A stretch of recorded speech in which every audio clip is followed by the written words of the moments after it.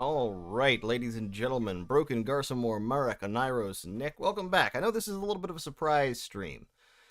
This is not, Monday is not a normal stream day for me, but I had the day off, and I thought, you know what? I kind of want to play more Shadowrun. I had fun last time, I hope everybody watching also had fun last time, so we are gonna hop back into it, and continue the adventures of Big Jim and his new friends in the criminal underbelly of Hong Kong. I think we're gonna have a good time. So, what was our last one? It was this one right here. So, if you will recall from, well, yesterday, we had been called to Hong Kong. We, a former criminal just let out of a private corporate prison, had been called back to Hong Kong by our foster father, Raymond Black, mysteriously. And when we got there, he wasn't there, and we got ambushed by the cops, and a bunch of people got killed. We hooked up with these Shadowrunners, who bailed with us, took us back to their hideout, linked us up with the Yellow Lotus Triad. We're trying to figure out what was going on. We know that it has something to do with Kowloon Walled City, the most dangerous and gross slum in this part of the world. We know it has something to do with dreams, magical dreams, and we know that Kowloon Walled City has very, very bad feng shui. Of course, I am not pronouncing that correctly. Hey, Lurker, how you doing? Hey, Theonix, you're about to be finished? Congratulations. A person named Raven Black? No, Raymond Black. Wasn't it we got laid off with an NDA? Yeah, we got let out of jail with an NDA. So, we've completed one major Shadowrun. We do have this optional objective to get some rest, which is interesting, so we can go ahead and sleep if we want to. Now, like I said, we know that bad dreams are already happening, so that's an interesting thing. We do have a SimSense chip that we can sell to somebody, probably, and we have two outstanding missions. Go to WaPo to track down a serial killer, and travel to the Sky Tower to damage Wuxing Inc.'s feng shui. But first, we need to talk to people. First, we need to spend a solid, I don't know, 3 or 4 hours having dialogue. Let's talk to Duncan. Hey, Gun Show, how's it going? So, Wu's cabin is the only clean spot on the bolt hole. Currently in the process of cleaning his weapon. Well, that's that, I guess. We're runners now. Forgot to ask about benefits. Think we get medical and dental? Damn, I don't think we took the brochure. We'll have to ask for it the next time we have an audience with our Chinese syndicate crime lord. You look like you want to talk about something. What's the topic? Okay, so let's talk about the dream. I can't get that dream. Actually, let's ask him about the last run. What do you think about that last one? Don't ask me you didn't take... Oh, that's right. I didn't take him. Full disclosure, I will probably almost never take Duncan, because all Duncan really gives you is combat power, and combat power isn't very important. There's one role, there's one mission where I think I might take Duncan that will be coming up, which is the Wampoa mission. Alright, need anything else? Yeah, I can't get that dream out of my head. Yours sounded like a nasty one, don't remember much about mine. I was pretty creeped out by our run into the walled city. Between that and all the drama, I'd be surprised if I didn't have a nightmare.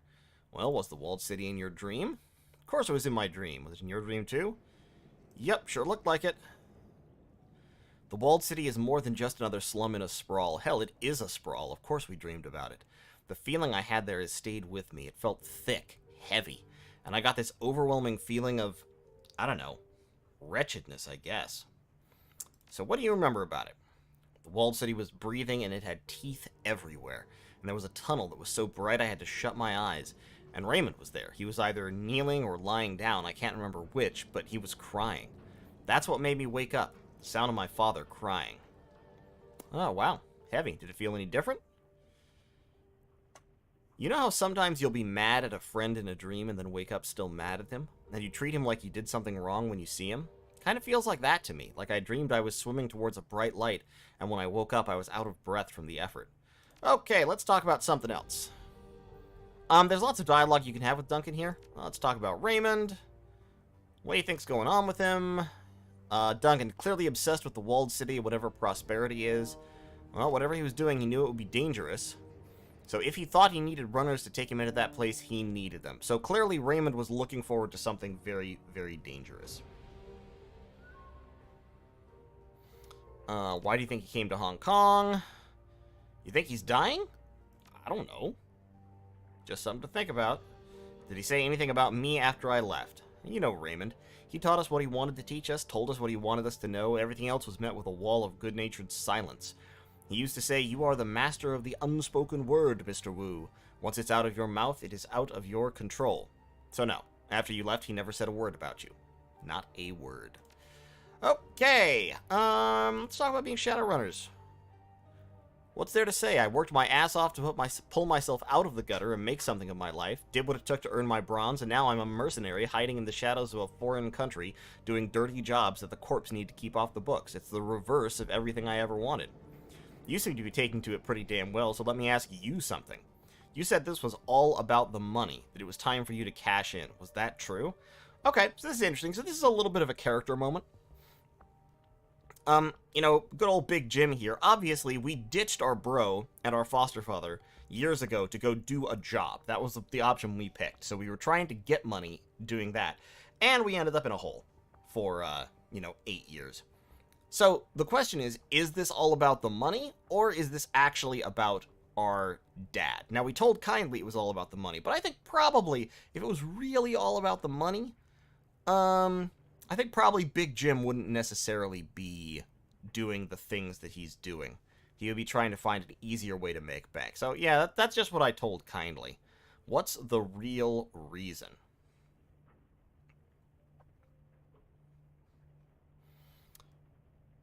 I don't have anything back home. That's probably a solid one. I mean, obviously Big Jim doesn't have anything back in Seattle. You know, he just got out of prison and all that. His foster father and his foster brother are here in Hong Kong. It isn't until I can clear my name and get the hell out of Hong Kong. There's that, but I think Raymond's alive. I think Raymond's probably alive. We need to find out what really happened to him. Good that we're on the same page. I feel better knowing that. How do you feel about kindly? Say she's got us right where she wants us. What do you want to talk about specifically? So there's lots of more options here. I don't feel the need to end out this entire dialogue tree. If you want to play the game, you certainly can yourself. Let's talk about the plastic-faced man, though. Creepy dudes are nothing new. I just want to know who he is and who he works for. Okay. That's fine. Let's talk about Gobbet and Isabel. Seem competent, but then again, they sound like they've been taking care of themselves since they were pretty young. 3 of us worked well together in the walled city. Based on that, I bet the 4 of us would make a solid crew. You know Gobbet talks to rats, right? She's a rat shaman, James. Of course she talks to rats. Remember that guy in the Barrens, Joey D? Small-time BTL guy, lived at the Royale? He had a skunk shaman working guard duty for him, covered him when he slept. Guess he figured that no matter what, the stink would wake him up. Whatever happened to him? Heard he got clipped a couple years ago, moved up a bunch in the BTL biz, broadened his market, took over the Royale, grabbed the penthouse apartment for himself. Heard he ran afoul of some runner who took apart his whole crew. Heard he traded in his skunk shaman for a hellhound. Smart move. So I think this is a reference to a mission that happens in Shadowrun Returns, actually. Yeah, because there's a mission in Shadowrun Returns where you have to invade an apartment complex looking for a BTL dealer. And I think that's part of... I think he was actually killed by a serial killer, but the Shadowrunner got blamed. Anyway, so this is your character. If you played Shadowrun Returns, the original game, this is something that your character did. Okay, let's talk later. Later's good. I want to do some cardio. Please, I could bust out 200 in my sleep. Alright, so we've talked to Duncan. Now, let's go upstairs and talk to our other teammates. We've got Isabel, and we've got Gobbet. Hey, Gobbet, how's it going? Gobbets Nest is pretty much what you'd expect. Piles of clothes on the floor, an overflowing garbage bin surrounded by stacks of instant noodle packets, and towers of tinned oysters. Wow, that sounds horrifying. Avant-garde posters haphazardly thumbtacked to the walls, overlapping in some places and peeling in others. Feels a lot like an art school dorm room. Gobbet reclines in a corner, cradling a bowl of soup in her hands. At her feet, a cast-iron pot simmers away on an electric hot plate. The contents are typical Hong Kong comfort food. Chicken-style soy broth, elbow macaroni, tinned quote-unquote ham, and a heaping scoop of egg-flavored mycoprotein. Delicious mycoproteins. Alright, hey, Seattle, how's tricks? Well, my entire life just got erased and the cops want me dead. I'm doing great, you? Oh, everything's just ducky. My friends are dead, I'm on my boss's shit list because of it, and I can't even eat a bowl of soup in peace. So it's all good, Seattle. I'm happy as a clam, just like you are. Alright, so, you had any nightmares recently? Yeah, I have. We all have. Everyone in town. Shouldn't there be mass panic? Yeah, I think your list is different from mine. The people of Haoi have learned to put up with a lot worse than bad dreams. I'm not saying they shouldn't be freaked out, I'm just saying that when you live in a place like this, you'll usually have at least 20 other things to worry about. Tangible things that can put a bullet in your head. In my professional opinion, the dreams are coming from inside the walled city. All the negative energy that's pent up there is leaking out, and it's getting into our heads while we sleep. It's pretty freaky, more so than the people here are prepared to understand. Okay, well, if you're so sure of that, why are you staying here? Why not pack up and leave? Ah, so she was planning on leaving. But now, with the APB in place, Auntie Cheng is the only thing standing between us and a bullet in the head. Believe me, I'd leave if I could. But I'm a lot more frightened of the HKPF than I am of a few bad dreams. At least the dreams can't hurt us, right? Oh, who says they can't? Okay, so yeah, Gobbet is also convinced that the dreams are bad news. How'd you decide on the name Gobbet? My mom did. You were actually named Gobbet. Yeah, sure, I don't think she knew what it meant, she just thought that it sounded pretty. You should get used to that, by the way. People here in Hong Kong like to stand out, and choosing unique names is one of the ways they do it. Okay, any thoughts about that last run? That was awesome. Think about it. We broke into some rich jerk's manor house, stole his artifacts so they could go to a museum, and we fought mummies. If that's not the plot of a Trid blockbuster, I don't know what is. I'm not sure what I think about that mummy's trinket. I've never had a dead person owe me a favor before. I'm not even sure how that works. Be careful when you use that trinket. As long as he does what we tell him to, that's pretty awesome, but if the Trids taught me anything, it's that mummies are always waiting for an excuse to run around cursing everybody. Let's go over the ambush on the docks. Hell of a thing, right?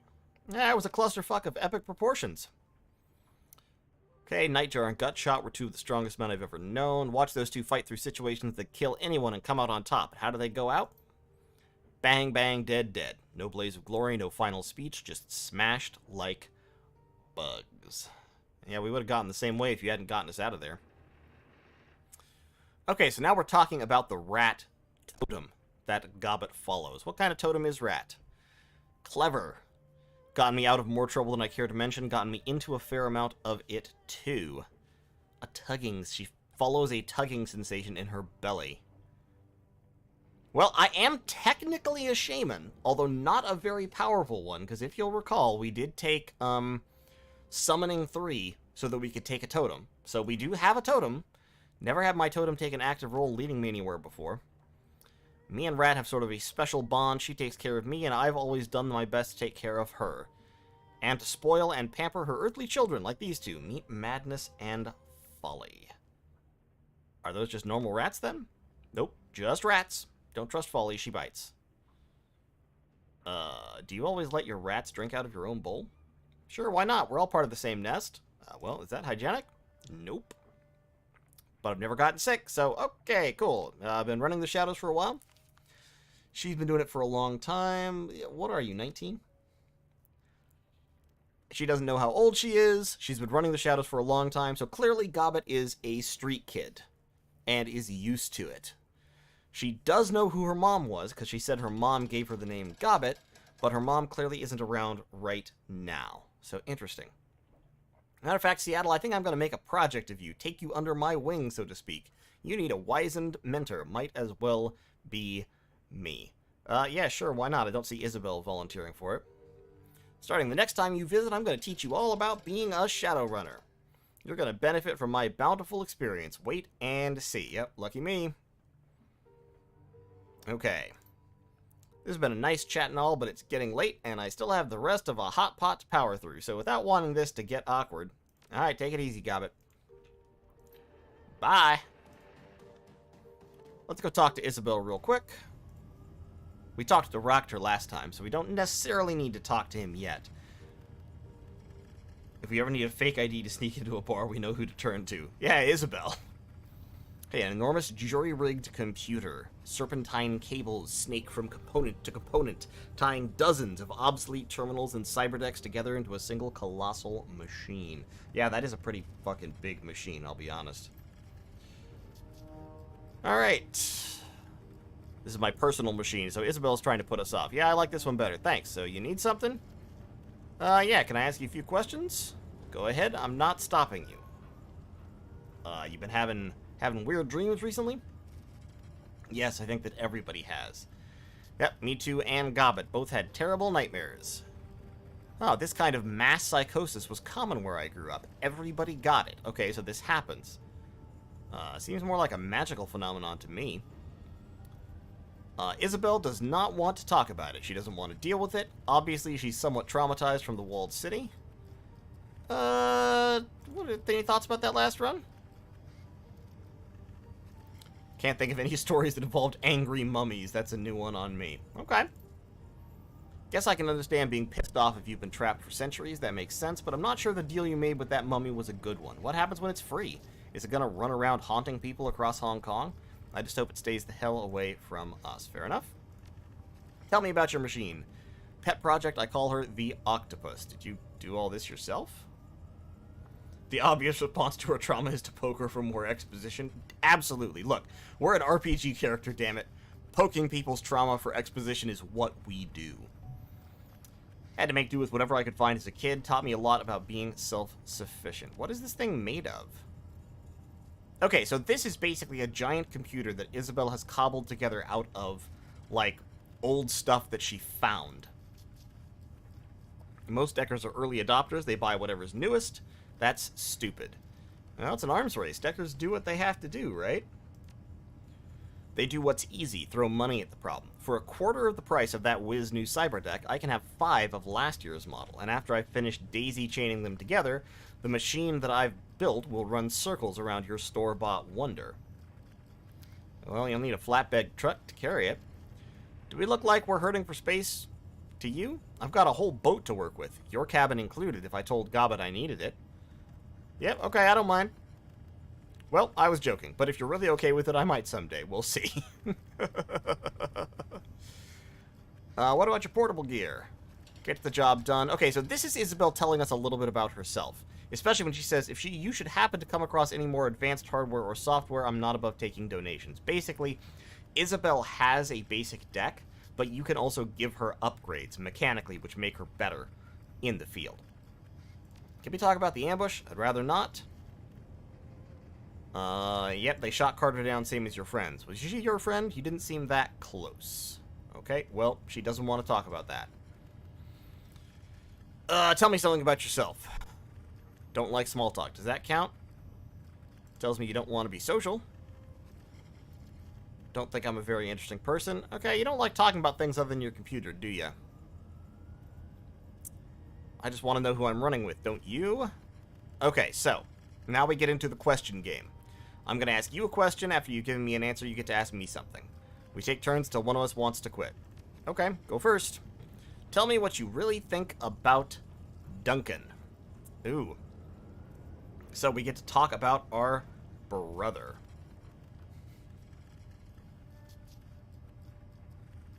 A character not answering painful questions about her past? This isn't allowed. Exactly. We must unravel everyone's past. It's a compulsion. Tell me what you really think about Duncan. He's a pain in the ass, but he's a brother. Cool. Little familiar. Alright, so we get to ask a question. Tell me about the walled city. Rather not talk about it, ask me something else. I need to know about the walled city. Why don't you tell me about it?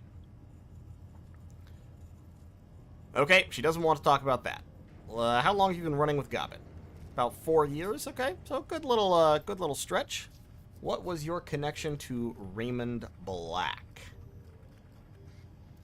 So, this is another interesting question. Obviously, like, we came across the world because Raymond Black asked us to, so I don't think this is an appropriate answer character-wise. Like, if he was just a rich old guy and we didn't care about him, why would we have flown to Hong Kong when he called? But, you know, he got us out of the Barrens. Ask me a question. How'd you and Gobbet meet? We met as kids in the walled city. My prison was her playground. You okay? My childhood is kind of a blur. Interesting.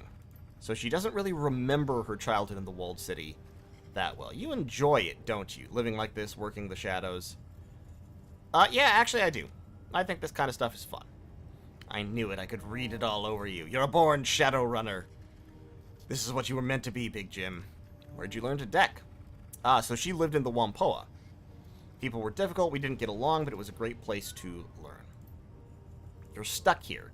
He's obviously unhappy with the situation, but what about you? Is there anything you want to get back to? Nope, not really. Don't really have a life there. Just got out of jail. I'm enjoying the change of scenery. I don't know whether to envy you or feel sorry for you. Wow. Okay, even later than I thought. I've still got a long way to go before the octopus is fixed. You still owe me another question. I know you don't want to talk about your childhood, but I need to learn more about the walled city. Why? Raymond Black wanted to go in there, and somebody destroyed my life to keep him from doing that. Later, maybe, but not now. Okay, maybe next time. Alright. So, good talks, good conversations, got to know some people. Like I said, we've already talked to Roctor, and now I think it's time to get some sleep. Nap time. You wake with a start, your limbs bound up in a sweaty tangle of linen bedsheets. An incredible sorrow swells in your chest. You feel empty, half-starved, and alone. Fragmentary memories of a half-remembered dream flit through your mind. They're already fading away to nothing. Nope, chase the memories. Gradually, the memory comes back to you. The walled city. You were back in the walled city. You don't remember how you got there, but it couldn't have been anyplace else. Even the barrens weren't so squalid. You remember craning your neck to look above you. The buildings that made up this part of the walled city were of new construction, even cheaper than the old. Now their foundations had rotted out from under them, and the buildings leaned into one another like a gang of drunken men. A rain of plaster and asbestos sprinkled down, dusting your shoulders. You begin to creep forward, picking your way past the piles of refuse and debris, past the pimps and the dumpster fires, the broken glass, the dirty needles. The air reeked of rot and sewage and industrial waste, a disgusting melange that caught in your sinuses and crawled down your throat. You gagged on the stink, but it didn't slow you down. In the back of your mind, you knew that you had no reason to be doing this. There was nothing for you in the walled city. You shouldn't have been there. But the rest of you was hungry, unbearably, indescribably hungry. And that part of you knew that if you keep moving, you'd finally get to eat. As you forced your way deeper into the walled city, locals stood at their windows and stared. Inexplicably, some of them dropped to their knees. You kept moving. You could see something in the distance, a silhouette. Something enormous, at least twice the size of a troll, but delicate. Beautiful. The huge figure beckoned you, gesturing with slender limb. An explosion of warmth filled your chest, and you knew that if only you could reach it, your problems would be over. She, would make all of your sorrows disappear. You moved forward at a crawl, but the figure felt impossibly far away. You reached out, calling to her, and then you woke up. The empty feeling in your stomach slowly fades, taking the strength and vibrance of the memories along with it. Okay, so we're having more crazy-ass dreams. Hey, Duncan, did you just have a crazy-ass dream? You look different, James. Better, I hope. You look like you, just not the you I knew. Sounds like song lyrics. No more song lyrics for me. I gave up that dream a long time ago. Remember how Lockjaw used to make fun of my singing voice? He said I sounded like a frog with a heart on. How are you doing? A little freaked out. Don't know this city at all. That's fine. Regardless, you're good at running this crew, but I still don't completely understand. What do you get out of being a Shadowrunner? I get to hurt people for money. That might be a little bit too brutally honest. I don't know. Baldur's Gate 2 romancing had the best written love stories either. I can believe. Okay, fair enough. I can go with it. I'm gonna go with the money. Way to underestimate yourself. That's exactly what I used to say before I met Carter. She convinced me to apply to the academy, work my way up the chain. I mean, you're right. Money comes bigger and faster when you're a runner, but your lifespan is shorter by what? More than half, probably. The trade-off probably doesn't seem worth it. At the end of the day, what are you? Shadowrunner, a disposable asset. Sinless. Slithering through the cracks, doing jobs that are too dirty for the corpse to do themselves. You don't even appear on a corporate balance sheet. Well, I'll call my own shots. From the Chinese menu that Kindly Cheng puts in front of us, yeah. And we can leave anytime we want, right? Forget it, doesn't matter. Okay, great. You thinking about getting chromed up? How many times are you going to ask me that? Oh, at least a couple dozen more times. I told you one time I was thinking about it when I was 13. Let it go. I'm not going to pollute my body. Excuse me, pollute your body? I have razors for hands. And you're going to talk to me about polluting my body? Come on now. I'm saving up for something. Don't put too much of that shit on your body. Too late. It's happening. Bye. Alright. Let's head out.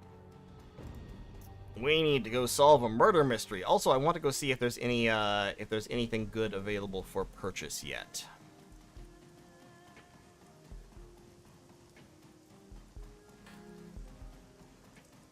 There's this guy, Steven Dynamite. Hey, friend, how's it going?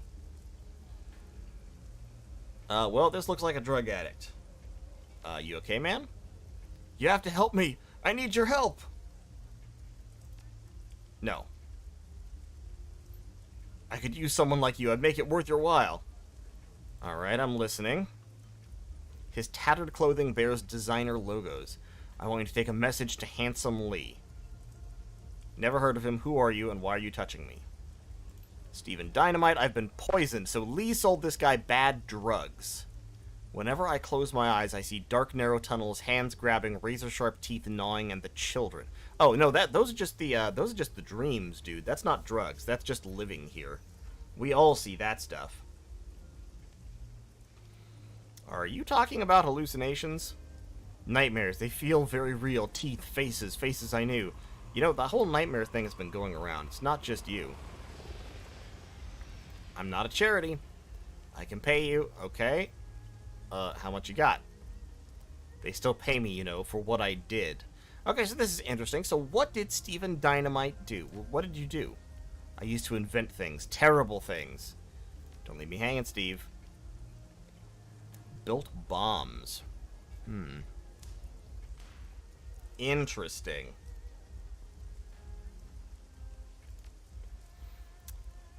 So, pay me and I'll help you out. I mean, 75 bucks, okay. Tell Lee what he's done to me. Tell him what do you want? I want my money back. Poison, nightmares, money back. Got it. Anything else? Please come back and hurry. Okay, we need to go find Handsome Lee. I forget where Handsome Lee actually is. He's around here somewhere. That's a sailor. There's Handsome Lee. He's outside the Mahjong parlor. What's this sailor doing? Asked Crafty. She said, oh, they're talking about the dreams again. Like we'll lose them at sea? We're supposed to set out soon to make that delivery. What if they follow us? As soon as we sail, the dreams will stop. What are you looking at, Landy? I overheard you talking about dreams. I've had them too. Okay, more about the dreams. As soon as they leave, the dreams stop. Right eerie it is. Hey, Mega. Good to see you. You remember the playthrough of Alpha Centauri? Cool. Nice you've been watching, dude. Appreciate that. Any leads on why they're happening? Nope. Don't know much ourselves. What about that Crafty? Okay, so this is how, if you didn't already know to go talk to Crafty, this would indicate that you should go talk to her about it. There was a boat here with a merchant. Did he leave? Oh, okay, so somebody was chased off here. Alright, thanks for the tip. Bye. Hey, Handsome Lee. One of your customers wants his money back. Wearing a crisp white tailored shirt, dark gray silk tie, and smart black trousers. In other words, he is a drug dealer. Purveyor of enhanced sensory experiences. I ran into someone with a message for you. Think I can guess. Steven Dynamite? Can you guess what his message is? For an avid consumer like Steven, there's only one possible message. More. Huh. Wrong. He says that he's been having terrible nightmares ever since he took your drug. And what does he want from me? What do you think, man? Haven't you ever been shaken down before? Ah, he wants his money back. Absolutely nothing wrong. Okay, so Handsome Lee is denying that it's his fault, naturally speaking. Now, if the unfortunate Stephen happened to dilute my masterpiece with other lesser substances, I can hardly be held responsible. Oh, I'm afraid we've got a problem. Lee Steve paid me to get his money back. He paid you to get back his money? How does that make any sense? Honestly, I was wondering the same thing, but I'm not going to argue. So Handsome Lee is going to pay me off with drugs. For me, you shouldn't have. No, this is for Steven. Think of it as a consolation gift. The gift of feeding a destructive addiction? Steven's not trying to kick his habit, so I'm not going to feel bad about it. Besides, I'd rather he enjoys my superior product than bog-standard cram cut with glitter from some quarter hack. Oh dear. Why bother? Steven's problems won't be resolved overnight. My little gift just lets him know that someone cares. Yeah, that's very touching. Alright, Lee, I'll take him to him. Okay, we'll get some bliss. Also, can you sell me drugs? I would like to buy some drugs. So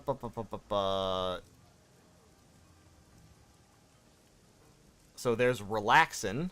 He's got Kamikaze, which is a pretty good one. He's got Cram. Cram is a good drug. I'll take Cram.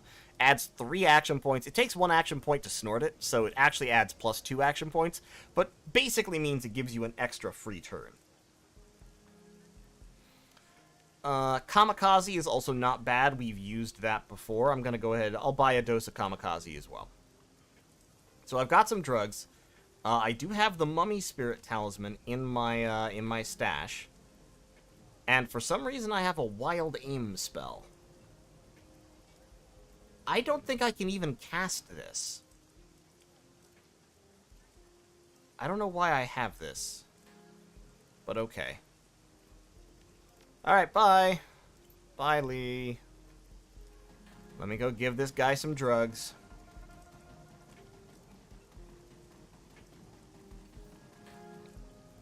Hey, Steven, do you want some drugs? His skin has taken on a gray hue and his chest heaves with each labored breath.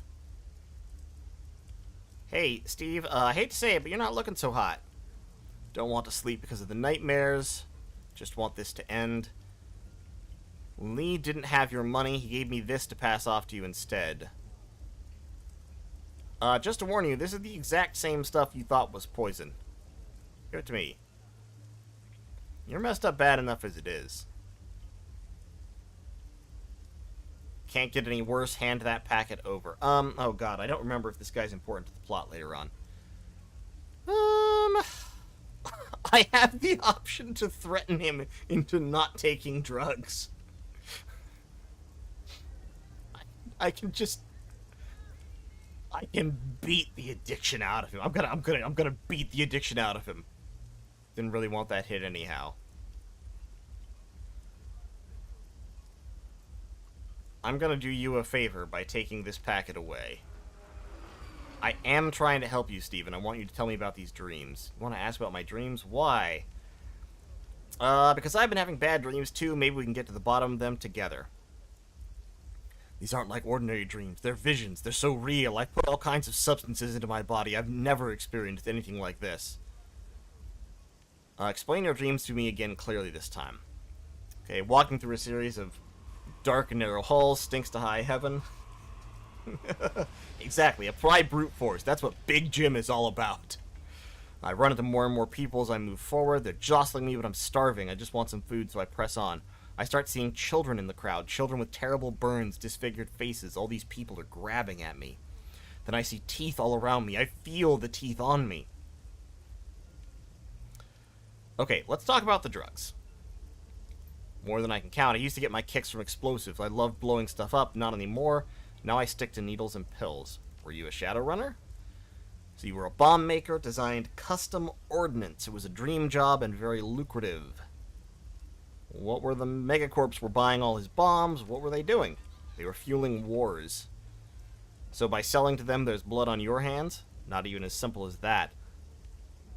But the weapons I developed were used against civilian targets. Okay, so Steven Dynamite is suffering from severe guilt because his bombs were used on civilians. I'm from Guizhou. Sichuan has taken over much of the province. Pockets of resistance remain. But the village I grew up in Guizhou was annihilated. They were tobacco farmers, winemakers, peasants, not military. But, yeah, so the military dropped his own bombs on his hometown. Why would they bother to bomb a village? To break the spirit of the people. When your village was bombed, did you lose anyone you knew? And his own family. Okay. Didn't want anyone to get hurt. How will I live with myself? The drugs help me forget. Give me your money. You'll feel lighter without it. You could start by helping some kids or stealing your bomb schematics back. I wouldn't know where to begin. Need time to think. I mean, this sounds like the kind of thing I would do. Show those megacorps that they can't use you, plot your revenge. That's the Big Jim way right there. Find a charitable organization and put in some hours. Nah, we're all about explosives around here. Honestly, wouldn't mind using my expertise against those bastards. Might be reason enough to get clean. I'll think about it. I'll think real hard. Well, best of luck, Steve. Okay, I think we really helped make a positive change in the world right there. And on top of that, we got drugs, and we can sell drugs for money. Hey, Ambrose, you willing to give me any any good chrome?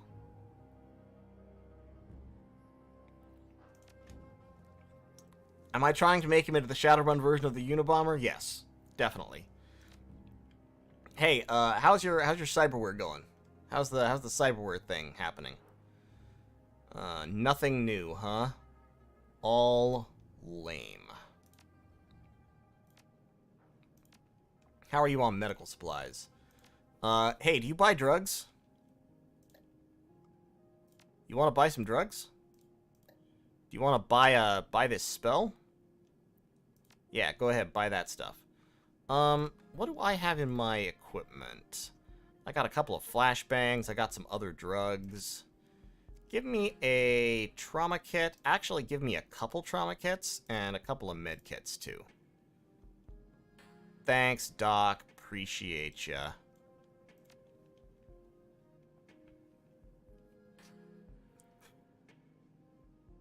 You're a doctor? Let me talk to Ambrose for a second. Rigger, a doctor, a rockter. Oh man, I cannot laugh. Too much partying, it hurts. Not board certified, but don't worry. I should be. Okay, great. Very well, Rockter. Let's get you tricked out. You're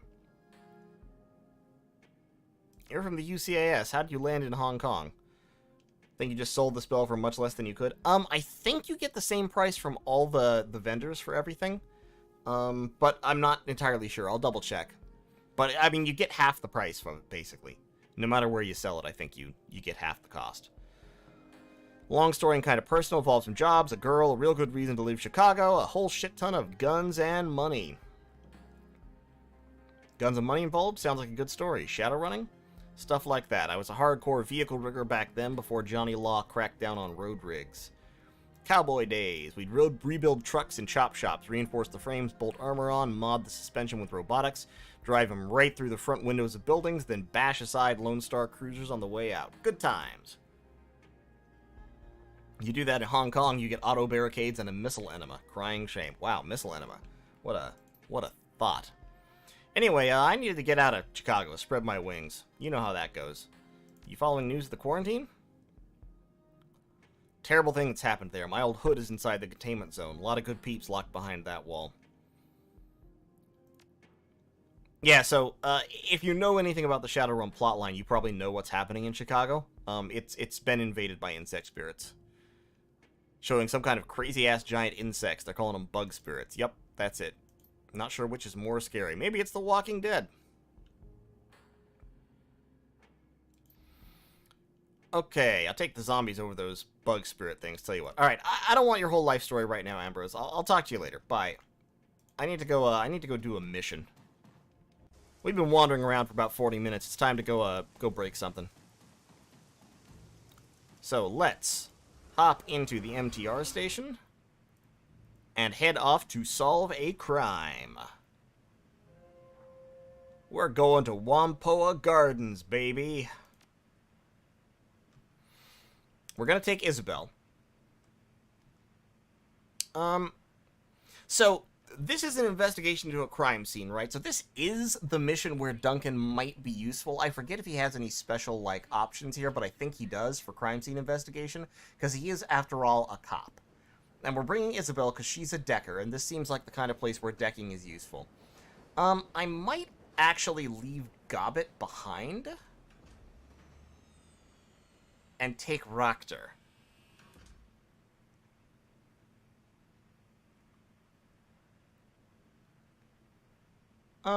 Yeah, I think I'm gonna take Rakter. Alright, let's go! WaPo Gardens, here we come!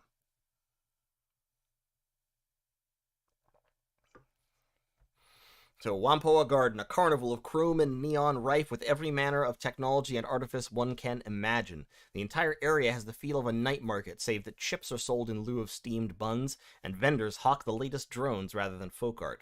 Something stalks these streets, hiding just out of sight. It stalks the Wampoan elders, the leader of the bands of tech-savvy squatters that have claimed this neighborhood as their own. The streets smell of ozone and fear, and those Wampoans you pass in the MTR station have a haunted, furtive look in their eye. While the killer has struck only at the elders thus far, it may only be a matter of time before ordinary residents are menaced as well. God damn it, I forgot to talk to Maximum Law. Alright, we'll have to talk to him when we get back. I should have sold this secure clothing, too. Alright, I don't need the Mummy Spirit Talisman. I've got a Trauma Kit and a Meg Kit. I'm gonna put a Trauma Kit onto Isabel. And I'm gonna give this Meg Kit to Duncan. Alright, let's go!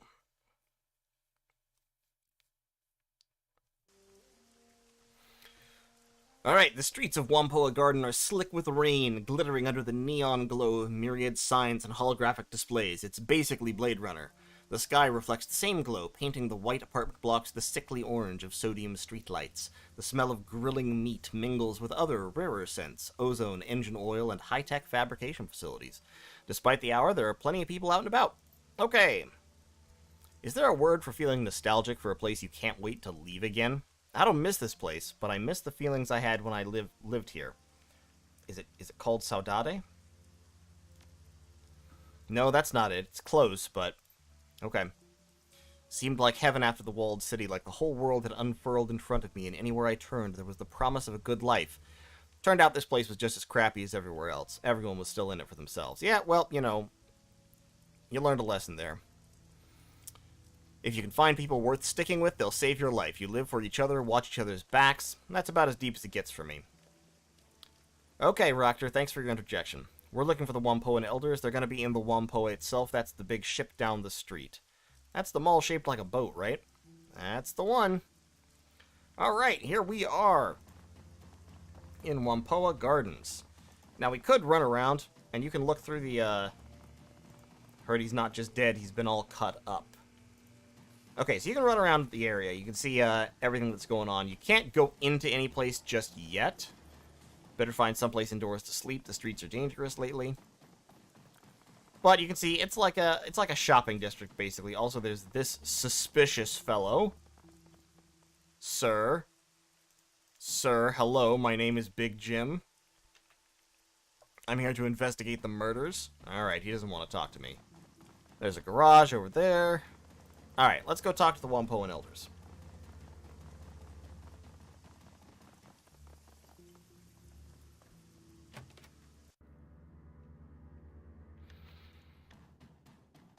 Alright, Elder Ng. What do you have to say for yourself? This orc woman is festooned with small circuits, tiny trid screens, and speakers. Display snippets of trid broadcasts from every corner of the world. The tiny speakers play counterpoint, with a susurrus of voices speaking Berethiel, Punjabi, Kazakh, and other languages. Welcome to the Wampoa, my friend. I am Elder Ng, and these are Elders Tang and Ip. Thank you so much for answering our request for help. We had nowhere else to turn. Well, as long as you can pay, I can help. We're under threat. One by one, we elders are being hunted by some monster. As you may have noticed when you arrived, there's been another killing just tonight. No, I'm sorry, that's Koschi. Rakter has him under control, don't worry about it. Ip crosses his solid chrome arms. Holographic readouts dance constantly over their surface. Well, that doesn't seem very useful. Ah, the prodigal daughter returned once again. I didn't expect to see you back aboard the WaPo in my lifetime, Isabel. When you disappeared, Elder Yetunde was very put out. Glad you're still alive. Hope my lessons have helped you prosper. Okay. Great. So we get a little bit more backstory from Isabel with the WaPo and Elders. Where is Yetunde anyway? I expected her to be here. She's dead. So are Gan and Nakamura, and Tong was killed just tonight. You have to stop this from continuing. Okay, we'll stop the killings. Got it. Alright, so what can you tell me about the murders? They started 2 weeks ago. The first to go was Gan. We found him in his apartments eviscerated. He'd been torn apart, completely head ripped off, most of his skin flayed away. Took us a week to clean out his apartment. Huh. Rest have been the same. Always at night, always dismembered. Each scene is a nightmare, and every time nobody has seen anything. It's like a ghost. What happened to Tong? Same thing that happened to the rest of the victims, evisceration and dismemberment. We sent a guard to keep people out of his shop, but he'll let you in. When did he die? Sometime early tonight. He'd locked up his shop, but Ip stopped by. The door was unlocked, and inside, murder. Looked like a bad horror sim, just like all the other murders. Had to have happened after sundown, because his shop was open when I was on my way to get some noodles for dinner. Okay. So why didn't you call the cops? The police aren't welcome here. Too valuable a resource for the gangs to lose, so they protect us. And last time the HKPF made trouble, we started airing the assistant chief's dirty laundry over the Trid. They got the picture and backed off. Okay, so, have you made any enemies lately? Buy and sell tech. Okay, whoever did this, it wasn't human. The violence, the savagery, it's a monster! Plenty of metahumans are monsters, too. Just because it's horrible doesn't mean it's supernatural. Yep, that's fair. And what do you guys do? Wow, Isabel. Isabel coming in hard here. They make the rules and kick people out who don't obey them. They're a bunch of petty tyrants. So basically, they run the place. The WaPo and Elders make rules. They set contracts. Provide a guiding vision. Okay, yeah, you people are weird. Alright, that's fine. I am the invoker of sprites. I commune with the spirits of machines, ask them for blessings, and pass those blessings on to the people here. So she's the tech priest. Heal the sick and ensure the feng shui of our habitats is as good as it can be, given our confines. She's a shaman, that's all. She's just got some kooky spin on it. Claims her totem is some kind of all-encompassing machine god that lives in circuitry. Okay, fair enough. So she's a machine shaman. Your superstitions are just bullshit. This guy treats drones like they're living things. What do you do? I am the first and glorious servo. I study patterns, repair machinery, and teach others how to attune themselves to the wonders of automation. Okay, interesting. Great. So Ractor, at least, is interesting to talk to him, which tells you something about Ractor as well.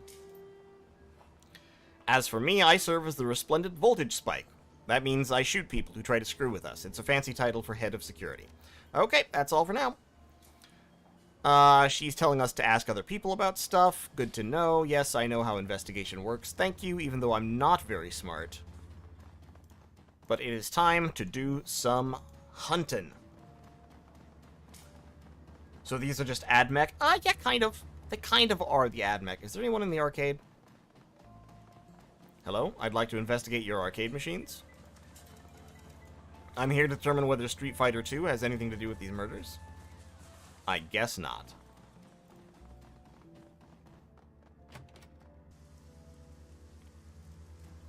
Alright, well, let's take a look at the murder site, Tong's Sensory Carnival. Here's Porter Lamb at your service. They tell you about what happened to Tong? Killed earlier tonight, yeah? Killed is when a BTL head sticks a knife in you for your cred stick, or the cops put 2 in your chest for not kissing up hard enough. This is something else entirely. This isn't killed, this is slaughtered like a fatted calf. Watch yourself. It's a goddamn mess in there.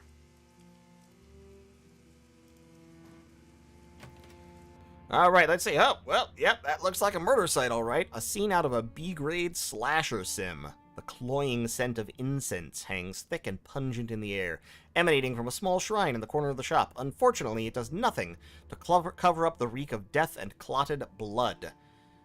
Okay, so nothing is broken, tipped over, or otherwise ransacked. It's just that Elder Tong has been cut into shreds on the floor. The blood from Tong's body isn't just confined to where his remains lie. Drying blood is spread about the walls and ceiling as well.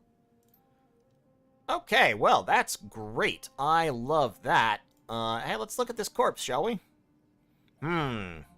Yes. Very gross. All his limbs have been torn off, and a pile of flayed skin lies next to his body. Great. Clothing has all but been reduced to rags. At this point, the only thing holding what's left of his body into a semblance of human form is the hair-thin fiber optics of his cyberware. Cool. Looks like someone dropped him into an industrial meat grinder, almost. Who the hell kills like this? Someone with a highly evolved need for ritual murder, I suspect. This manner of pathology is not seen in sane individuals. Look, parts of him are missing. Curious. Alright, Ractor, you wanna look at this body?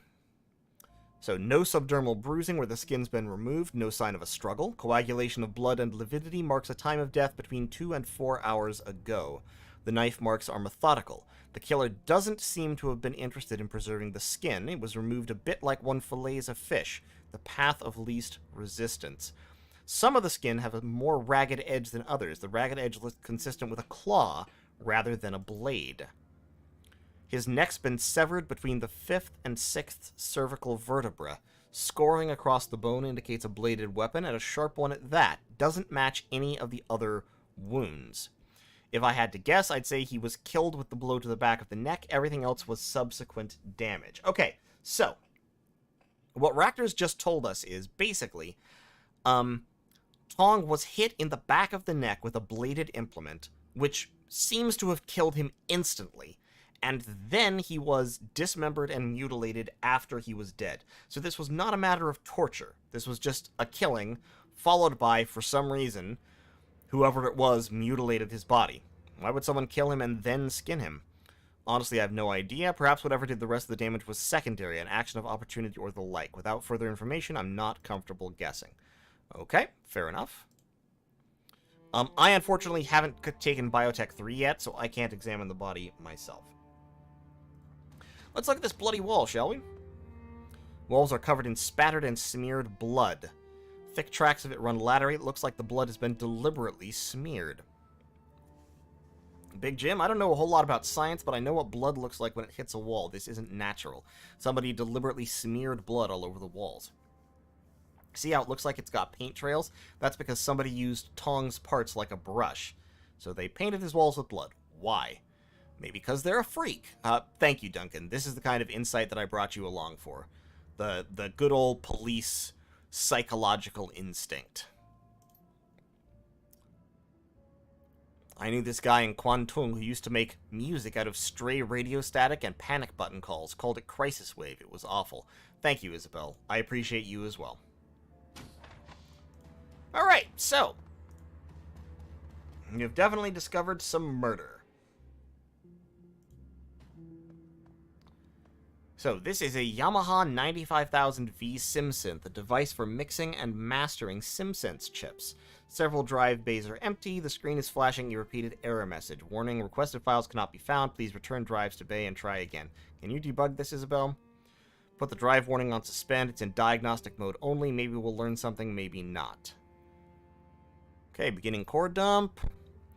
So Tong was cooking up BTLs. That's better than life. Those are SimSense chips that basically addicts use to avoid, you know, their actual life. They commonly kill people.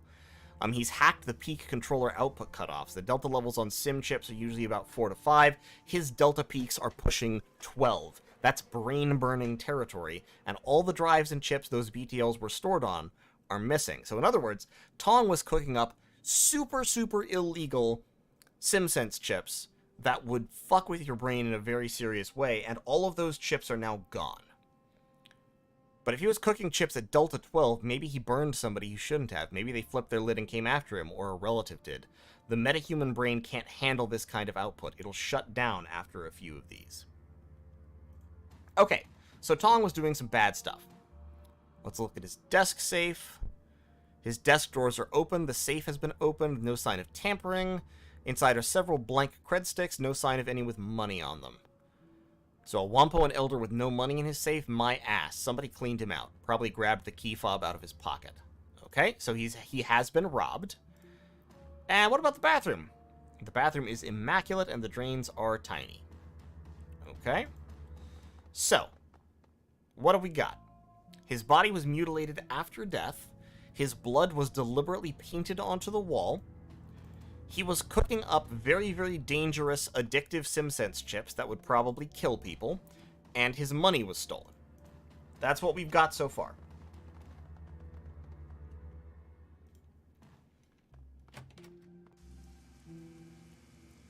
Hey, Porter Lamb. Looks like somebody went through Tong's things. Has anyone else been inside? Could have been anybody, really. Ip had a key to his place, but the lock's total crap. Anybody half-decent at cracking mad locks could have gotten inside. What's missing? His BTLs, hard drives, and cred sticks are all missing. Okay, so yeah. Somebody looted the place. What do you do around here, Porter? I work for Elder Ip. Bit like being a deputy. Pretty quiet job most days. Handle a lot of maintenance. I don't actually do the repairs, but I've got most of the keys. Okay, see you later. So, he's the guy who's got the keys, which automatically makes him kind of a suspect.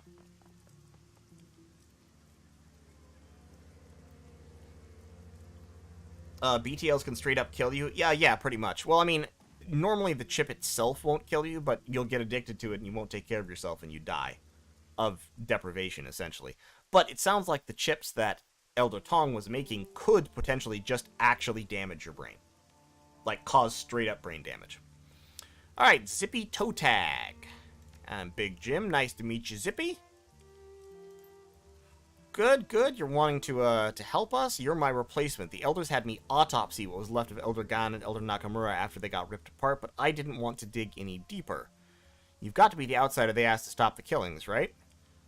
Yep, that's right. That's me.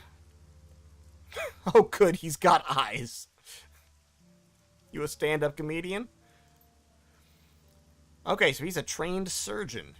Blind Chen's a pretty good cyberdoc, but he's basically an implant specialist, and that's it. How'd you end up here? Okay, did my residency back in the UCAS. Could have become a real MD, but I also deck a little, but I'm better at slicing skin than ice. Fairly peaceful around here. Okay, so it is pretty peaceful. The triads protect them. Great. Sounds good. You must have a lot of customers. Damn near free service. That's nice. Good for you. Sure, I'll move again, but not for a while. I'm not done with this city or these people. Okay, let me ask you about the garden. Looked like Tong was killed by a blade. What kind of blade? A knife, a sword, maybe an axe? He was attacked at the back of the neck. Don't like that at all. Okay? Sounds possible that whoever's been killing the elders is trying to muddy the waters with all the blood and gore business. This is the crime of an intelligent, careful killer. Be careful. This investigation might take you somewhere very unpleasant. Okay, fair enough. What are your thoughts on the murders? Pretty gruesome. Gan died from a broken neck. Looked like someone had wrenched it around. Okay. Nakamura had his throat ripped out by someone with pretty sharp teeth. At first I thought it was a devil rat, but the teeth marks were all from something with a humanoid jaw. Didn't look at Yatun. From what I saw at a distance, it was the same story. Okay, so throat ripped out by a humanoid with sharp teeth makes this sound like a ghoul attack. As for Tong, take a look at him yet? Yeah, same as you described for the others. Okay. What can you tell me about the elders?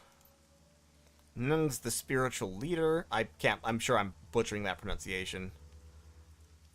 Okay, kind of a priest for the machine spirits. Ip's the muscle. He got moved straight out of Blood Carnival 3, The Reckoning. Terrible movie. Great fight choreography. What about that guy with the tattoos? Oh yeah, that's Tang. I think he's even weirder on some level. Has a fetish for automation. Found him cooing over some trids of automated delivery drones in a warehouse once. Okay. Sounds like a big gym attack. You can't prove anything. No one can prove it was me. Already know about Tong. Okay. Then there was Magpie. She was the chief decker Hot as hell against ice, built her own harbor. Salty old woman. Nobody mentioned Magpie. When did she die? So a month ago, she up and disappeared. Interesting. I've never heard of Magpie either. She must be one of the newer WaPoans. If she was the Decker, she would have replaced Elder Gao. How can you be new and an Elder? Okay, it's mostly about how skilled you are, how good your connections are, how much you can help everybody else. Should have called them experts or something. Okay, so there's another disappearance a month ago that doesn't seem related to these murders. She was only here for about 3 years. Why would she disappear? Okay. Seems mighty suspicious. A little odd for her to just disappear, don't you think? Might want to check out her shop. What do you mean they were butting heads? Okay, so Magpie had disagreements with the other elders, too. The last big argument was between her, Ip, and Nakamura. It was over something relatively trivial. I think Nakamura wanted to expand the pirate trade business, and she just absolutely refused. Why'd she refuse? Something about not using up valuable bandwidth for trivial entertainment bullshit. They accused her of blocking them just because she could, which is probably true. What do you mean blocking them? Everybody needs her matrix skills for their businesses to run properly. There are other Deckers, but she had the infrastructure. If their project didn't interest her, she wouldn't give them the time of day. She was a real hardhead about having her time wasted, but she figures if she's not interested in something, it has no value objectively. Kind of a major blind spot. Okay, so this is sounding like something really relevant. Can you let me into the shop? Have to get it from Ip. Okay. So Elder Magpie's shop is now a matter of interest, put it that way.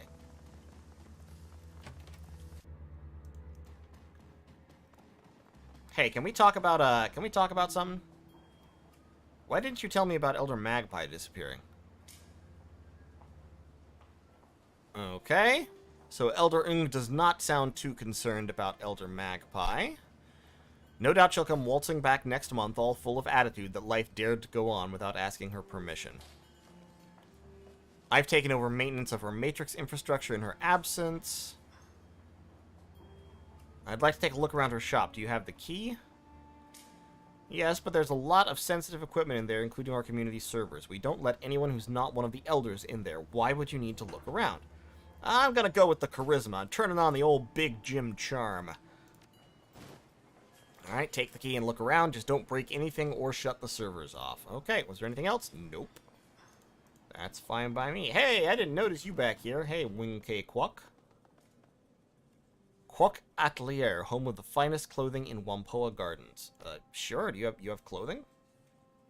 Well, you do have clothing. That's kind of cool.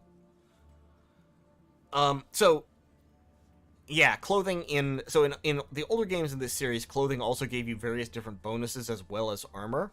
In this game, it only gives you armor. The ballistic cloth suit looking pretty fancy. A little expensive though. I don't think I'm gonna buy any clothes right now. Alright, let's talk to Rainbow. No, let's talk to Rainbow, thank you. Okay. Powerfully built, large shotgun. Something I can help you with there, friend. Tank War Europa.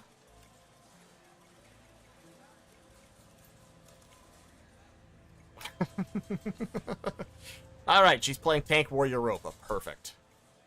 What's your story? I'm looking into the murders. Nasty work. Make sure you're loaded for something big and ugly, that's for certain. I can't place the accent. I think she's from, yeah, so she's from Ireland. Green movement was big in those days, bit like being a park ranger. Okay, Rainbow, that's cool. Spent a lot of time around County Dublin and Wicklow. Kept the nastier bits like the... I can't pronounce that. Isn't that a demon horse? Oh, good. Cannibal horses. Great. Love it. Perfect. Fantastic. I keep magic from working when I'm around. This was around the time Liam O'Connor threw his coup and formed Tir na Nog. Bit scandalous to have a woman guarding ancient sites that wasn't just mundane, but also killed magic around her, so I got fired. You're older than Tir na Nog? Okay, so she's an ancient Irish elf, basically.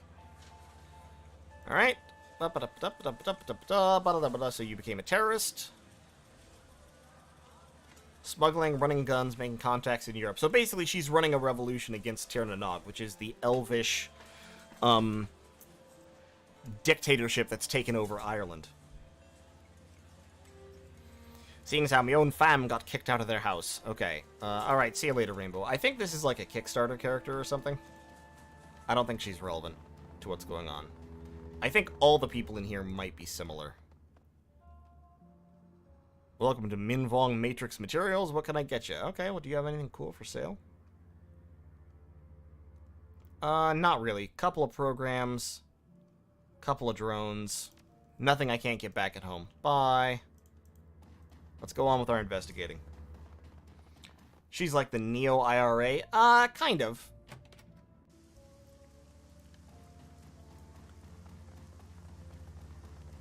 Hi, Demergo. How's it going? Let me guess, you're the freelancers the elders are paying to look into the murders around here. Oh my god, you are way too dramatic. I'm sorry. Yep, that's right. Who are you? Call me Demergo. What have you found so far? You're awfully curious for a random guy.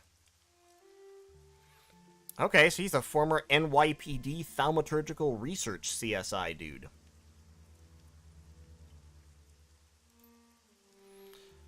When I hear about shit like this happening, I keep my ear to the ground. Old habit. So why aren't you investigating it? Couldn't afford my fee. But these days I'd rather interrogate the living. It could be useful. So basically, he can read the past of objects. So if you bring him an object, he can tell what it's done in the recent past. So if you're appraising antiques or trying to find out where a lost cat went, it's good, but turning that on a murder scene is an invitation to horrors beyond imagining. Yep, psychometry. I can tell you what happened to it, who owned it, how it killed someone, if someone loved it or was afraid of it, useful, but it'll tax your heart. Tong was killed by a bladed weapon, a single strike to the base of his neck. Precision attack. Highly skilled with a blade. Okay. So the attack is either a professional hitman or a practiced serial killer. Could be both, too. Was the attack a thrust or a cut? It was a slash. If it's a slash, you're looking at a sword or cleaver attack. Both of those are popular with the triads. Okay, so that's what we're looking for. We are looking for a professional assassin wielding a sword or possibly a meat cleaver who killed the man with a single blow and then somebody, possibly the same person, possibly not, mutilated his corpse. What do you know about the murders? This is pretty much the same thing. The police force was out there here a few weeks before that, maybe a month ago tops. So that's when the other woman disappeared beforehand. The officers were loaded for bear. They went into the parking garage and there was some kind of gunfight. Never made it back out. When backup showed up, the Wampoans chased them away. So the cops came in force and got killed by something. Why would they chase them away? Watch out, though. So a gang's taking up residence in the parking garage, call themselves the Red Spear. Okay. So, lots more things not really adding up. That's the parking garage over there. Where's Elder Magpie's shop? That's the jack point. So that's Magpie's shop. I don't think we need to talk to all these guys. Hey, Breaker Weed, do you have anything interesting here? Oh, this is a weapon shop. Okay, yeah, that's not relevant. Alright, let's go look at the jack point. Let's go look at Magpie's shop here. Shadowrun elves, consistently the worst. You right. Okay, so a display case. Assorted chips, peripherals, and add-on modules. Search through the bin. That's interesting. A lot of storage memory, I/O handlers, active memory. Not seeing anything related to high-end decking. What does that mean? Had to guess, I'd say somebody's cleaned her out. MPCP, response increase, biofeedback filters, all that. They're easy to move, expensive, and highly illegal. Could Magpie have taken them with her? I guess so, but if she did that, why would she leave the completed cyberdex? No, I think this was theft. Okay, so the shop has been robbed, even though it's supposed to be locked up. Here's a server case that's open. The program sheet reveals names like Bugs, Bugs, Bugs, and Black Hammer. This is Magpie's attack program storage machine. Somebody's removed the drives, and it wasn't Magpie. So she didn't take her backup. And the drive is now dead, because it ran out of power and it's a constant write drive. Okay. Fascinating. Here's Magpie's desk. Okay, messy, towering pile of empty instant noodle bowls. Decker's man, I don't get it. Why the hell wouldn't you pick up after yourself? This is where you work. Okay, she was busy. If I ever have to get in the zone that bad, promise me you'll punch me in the head. This place is gross. Search the desk. Okay, most of the contents are boring, useless, and disgusting. A low-quality tin latch box catches your eye. Someone's pried the latch off, leaving a ragged hole where a lock should be. The interior of the box has several sleeves for storing keycards, all of which are empty. A small note is taped to the interior. Spare stockroom keys. The door is in the rear of Mrs. Yang's restaurant. Do not lose these. Use only if I am not available to open the stockroom. A stockroom, huh? So who broke the lockbox to get the keys out? Probably whoever cleaned out the equipment. So this somebody seems like somebody was tossing the place and wanted to get in and out as fast as possible. If someone was after Magpie's gear, her stockroom would be a gold mine. Okay. Interesting. And what's back here? You search Magpie's bathroom. There's not much in here. A toothbrush, toilet paper, some hairpins, and a collection of cheap makeup. The combination bath shower unit, however, has flakes of a dry reddish substance near the drain. Blood. Dried blood. Prying open the drain cover, it looks like quite a bit of it was shed as well. Huh.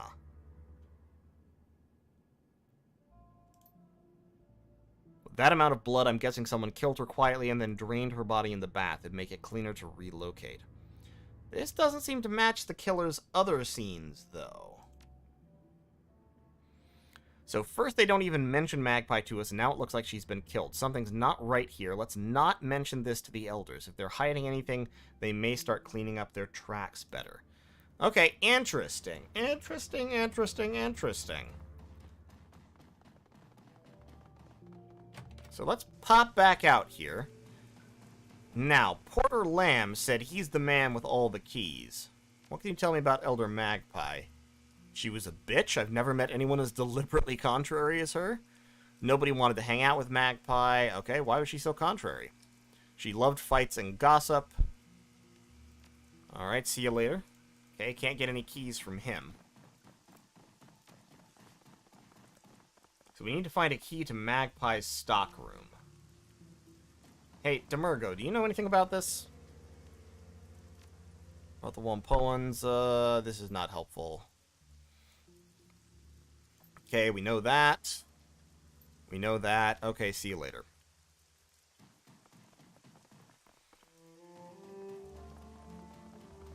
What can this guy tell us? Hawking a variety of grilled spherical treats of various sizes. A sign on the front of the cart reads, Keita's 1 yen yatai. Hey, fish balls! Fish balls! Let me have some dango. Rice flour. In sauce. Great. Love it. Perfect. Looking into the killing of the WaPoan elders. What's with all the trid screens? He loves trid operas.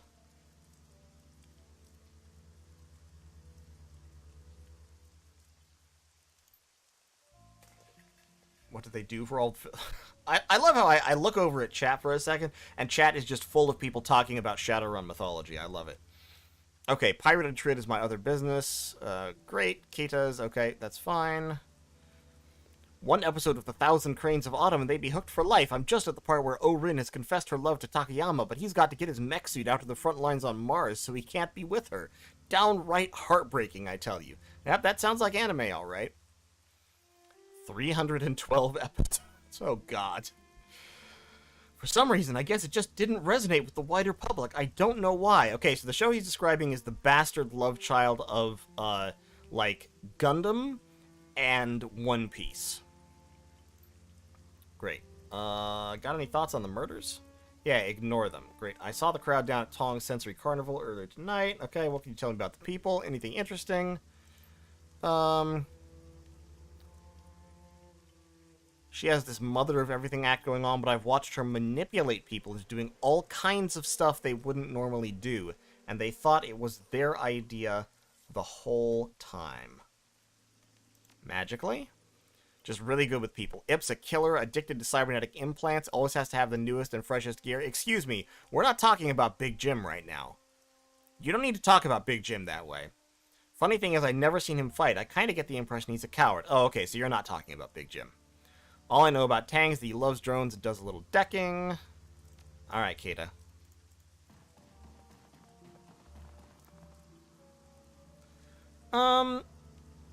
Yeah, let me see what's in the parking garage. Hello? That looks like a gang, alright. Can I... Blocked off.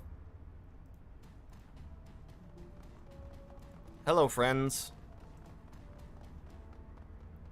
I am here for friendly conversation.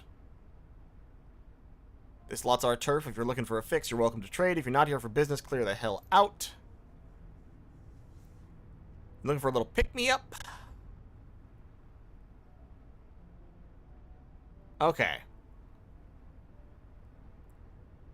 What happened in the fight here? As far as I know, some police showed up looking for somebody. They got in here. All of them got killed. Whatever they were after was long gone by the time we showed up. Used to be a lot of Wampoans living here. They all cleared out, muttering about ghosts and shit. Why is Big Jim so big? Look, man. When he was a lad, he ate 4 dozen eggs every morning to help him grow large. And now that he's grown, he eats 5 dozen eggs, and he's roughly the size of a barge. That's how it goes. Heard anything else about the murders? Nothing much. I tell you what, though, I've got a guy named Kang. He was down in the storm drain system last week. Something was moving down there, big, but it wasn't speaking any language Kang understood. Kid beat feet back here as fast as he could. Dumbass dropped his storm drain key on the way out, though. Who else might have a key? Porter Lamb. Okay.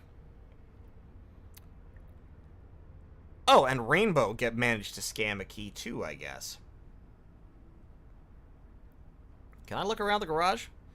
Man, are you deaf? What the hell did I tell you? No, you goddamn well can't wander around our turf. Alright, look, I'm on business for the Wampoan Elders. You're only here because they tolerate you. They hear you're blocking me. Your ass is gonna get kicked all the way to Tsunwan. Okay, I'm listening. What kind of business are you on? I'm investigating the murders of the other Elders. Okay, look around, knock yourself out. Just stay out of the way of our business. Okay. Bloodstains. Very suspicious. Dried blood and bullet holes pockmark the floor, pillars, and walls of the parking garage. Multiple people died here. These scratches look like they're from a long-bladed weapon like a sword or machete. That matches the wound on Tong's neck. Our killer must have fought the HKPF in here and cut them apart. With the number of bullet holes in the walls and cars around here, they must have just been spraying wildly. I don't want to have to fight this maniac at close range. Okay. And there is a bloody drain. Dried blood and clots clog the drain. Appears to be a small nugget of some kind. Oh, good. I've pulled out a nugget. Chunk of some kind of synthetic ferroplastic. It's got ragged edges and a number of small markings are partially obscured by scratches.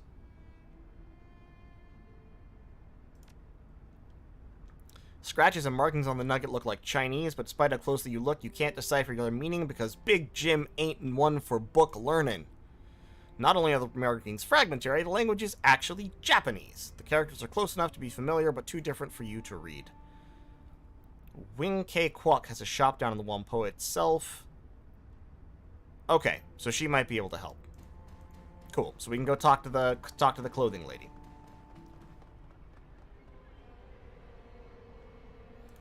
Hey, can I talk to you again real quick? Is there anything else you can tell me?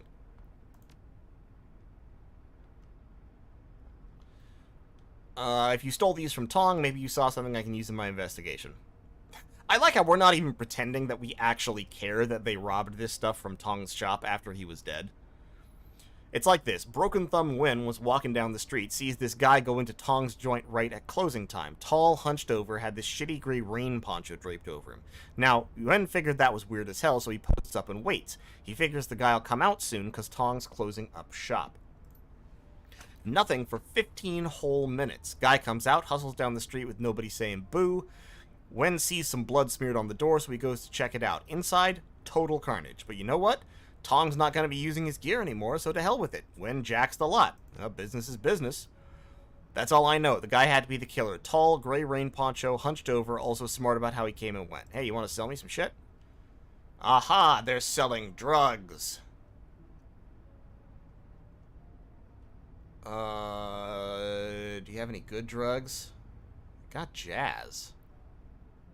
Jazz is actually a pretty good drug. It adds an AP for 5 rounds. I will buy jazz.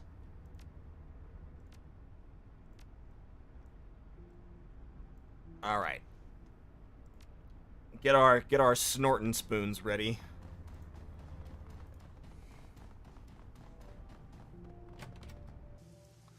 Okay, so we've got some ideas. We need to go in here and talk to the tailor.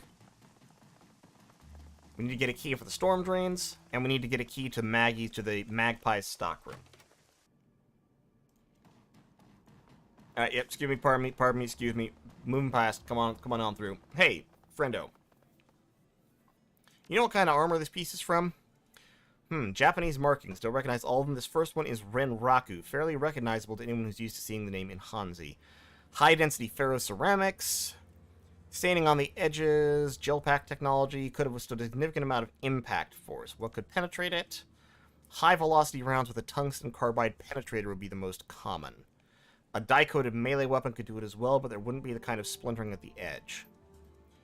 So whoever shot off this off the owner came loaded with the right kind of weaponry to get the job done, and you don't carry that kind of ordnance around unless you're sure of what you're facing. It's too expensive for common carry. Okay, so this is a piece of armor.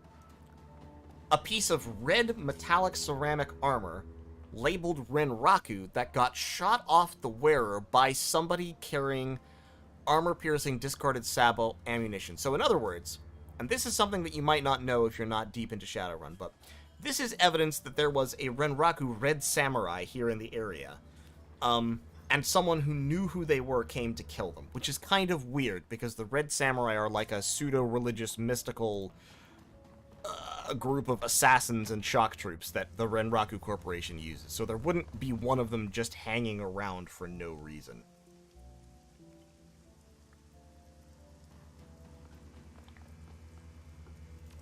Hey, Lamb, do you have a key to the storm drains? Following up a lead. Okay, take the key. Entrance up by the Jade Mountain Restaurant. Great. Where's the storm drain? There it is. Into the storm drains we go. Alright, the sewers. Lovely. We love sewers. Oh, body parts. Disgusting pile of stinking human remains. Arms, legs, and organs steeped here like stacked firewood. Judging by the clean edges on the cuts, the blade used to sever these parts was extremely sharp. Okay, this is our killer, alright. One part stands out. It's a severed forearm covered in tattoos. Words in a Slavic language and a shining lighthouse adorn the forearm, and ring-like images are inked on each finger. On the back of the hand, there's a skull inside a square. This arm belonged to a vor. These are criminal tattoos. The words say all police are dogs. Skull inside a square means he served a prison term for robbery. What's a vor? A vor is a thief. Okay, so there was a Russian criminal murdered down here, among other people. Many other people. See something glitter at the edge of a drain. Looking closer, it appears to be a necklace chain of some kind. Take the necklace. It's a simple silver pendant on a chain. The silver pendant depicts a long-tailed bird in flight, a magpie. Well, I think we found out where Elder Magpie went.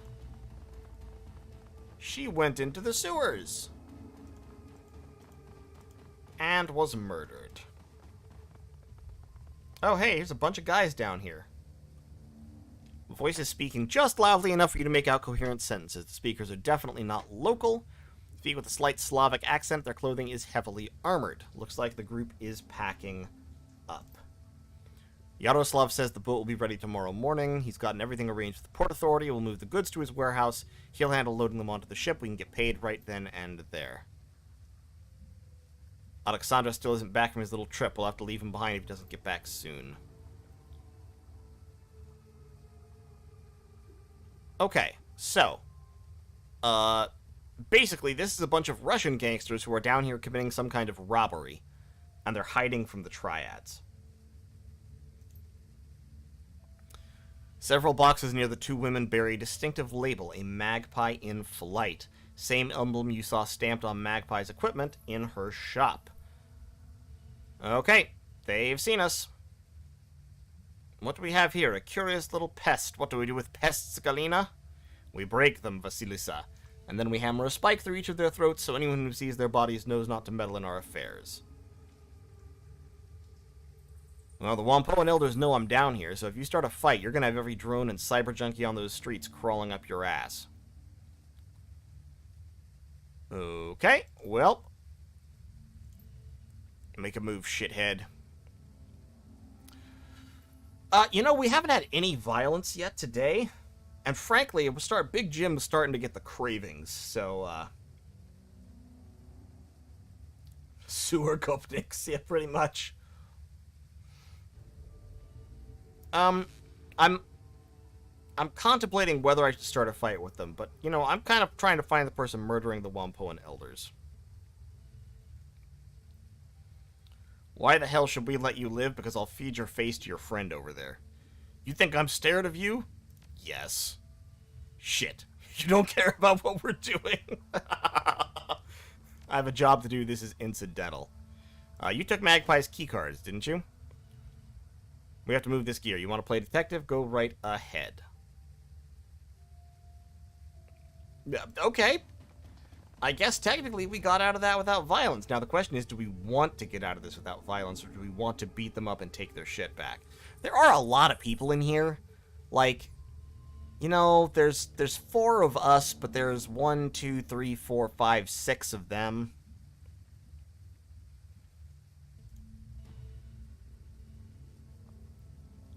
Anything you can tell me about the murders I might not know? Okay, see you later. Well, I guess we lost our chance to start a fight. That's fine. Punch the Muscovites. Alright, so where's the stock room?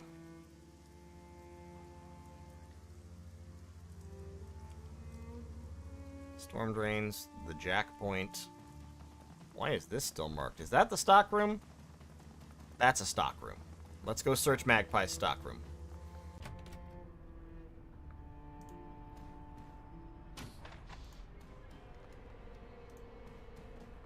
Alright. Huh, well, there's food in Magpie's stockroom.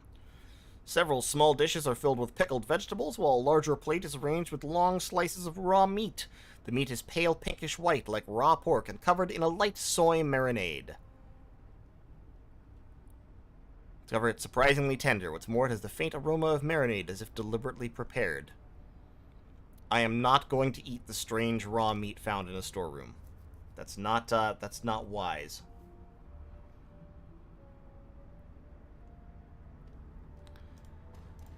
And mementos. Pocked full of odds and ends. Among the contents are charms from various temples, a wooden mask, and a paper fan. Wooden mask is extremely light, painted white. Bright red lips. Teeth have been stained a deep black. What about the charms? Square cloth packets. Variety of bright colors embroidered with characters for prosperity, peace, wealth, and protection. Inside each appears to be a folded paper prayer or fortune written in Japanese. Let's examine the fan. East Asian city from the 19th century. Okay, great. So, definitely Japanese. As you step away from the box, you hear a slight click in the distance, the sound of the door's latch shutting. You are no longer alone in the stockroom. Hey, it's our friend! Standing before you is a man clad in heavy armor and bearing a katana on his hip. His skin is an ashen gray, his eyes dead white. His teeth are jagged and appear quite sharp. This is no man. This is a ghoul. The ghoul's blind eyes search back and forth as it regards you. It cannot see you, but you have a sense that it knows exactly where you are at all times. Ah, a hired gun. No doubt brought to bear against me by the WaPo elders, a means by which they can lift the curse plaguing them. I salute your tenacity, but I wonder, will you hear me out before raising your weapon to kill me? Don't even think about attacking me, ghoul. I'm too big to kill! I'm too big to eat! I have no intention of starting a fight with you. You may call me Gaichu. Okay, you're the one killing the WaPo elders. I have killed all the WaPo elders to date, though only Elder Magpie was according to my initial plan. I regret the deaths of the other elders, but it was necessary. Explain yourself. WaPo Gardens is an excellent place to hide. No police or triad presence. Minimal interest in things that lurk in the shadows. Unfortunately for me, Elder Ng discovered me through communion with her spirits. Rather than kill me or chase me away, she came to me with a proposition. Ng and the other elders were having problems with one of their number. An elder named Magpie had been holding many of their plans hostage and would not budge. They could not remove Magpie, however, because her services were too useful to the WaPoans at large. Ng offered me payment to dispose of Magpie, and I accepted. Why the hell are we talking to this thing, Big Jim? It's a goddamn ghoul. You know what they're like. Wow, Duncan, in addition to being useless, you're also a racist. Unacceptable. You're the kind of monster that devour a family just because it's convenient. Remember the 162s, Big Jim? He's just like them. The 162s were a gang, Woo, in the Barrens. Like, that makes a bit of difference. Okay, fair enough. You didn't clean up all her blood. I found some in her drain. Unfortunate. I thought I was careful enough. Okay, fair enough. So I disposed of Magpie's body by emptying the blood in her bathroom, cut her up, put in a plastic tarp. Unfortunate, but my survival depends upon consumption of raw metahuman flesh. Right, so ghouls, who are the result of one of these magical infections, have to eat raw, as he says, raw metahuman flesh. So they have to eat people in order to live.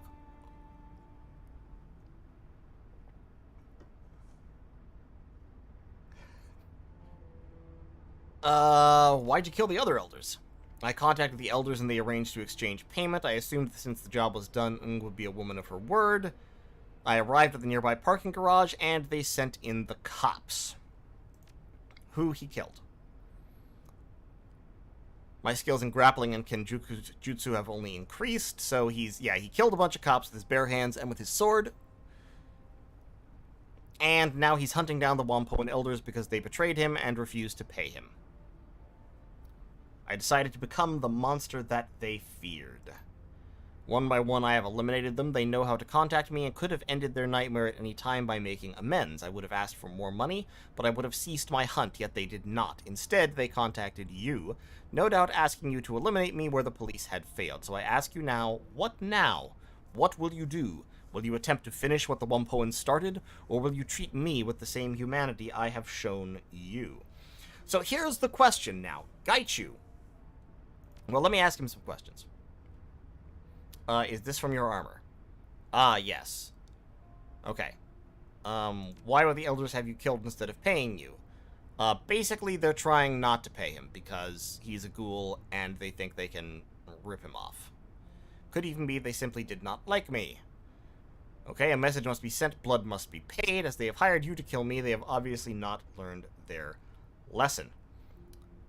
Did you eat the elders? Some of them, not all.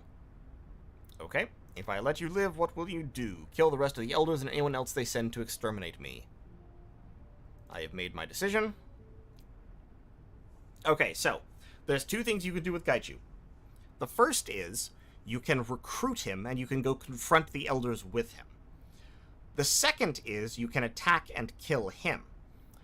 If you recruit Gaichu, you get access to him as a character that you can take with you.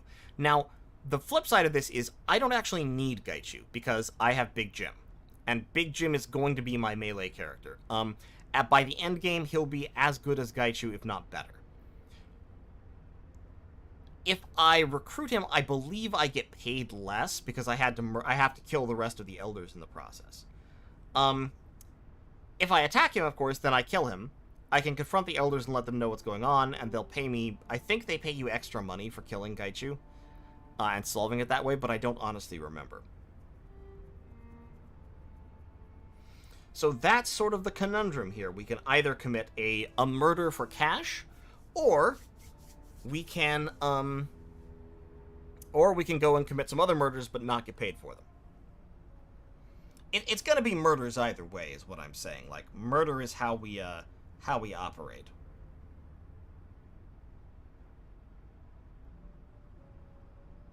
I think, like I said, I think there's money on the table. Also get a follow-up mission or two from Gaichu. That's true. That's true. You can get a follow-up mission. Alright, that's fine. Come work with me. I can be your face. What are the elders? Will you allow me the satisfaction of killing them? I want to see what they have to say first.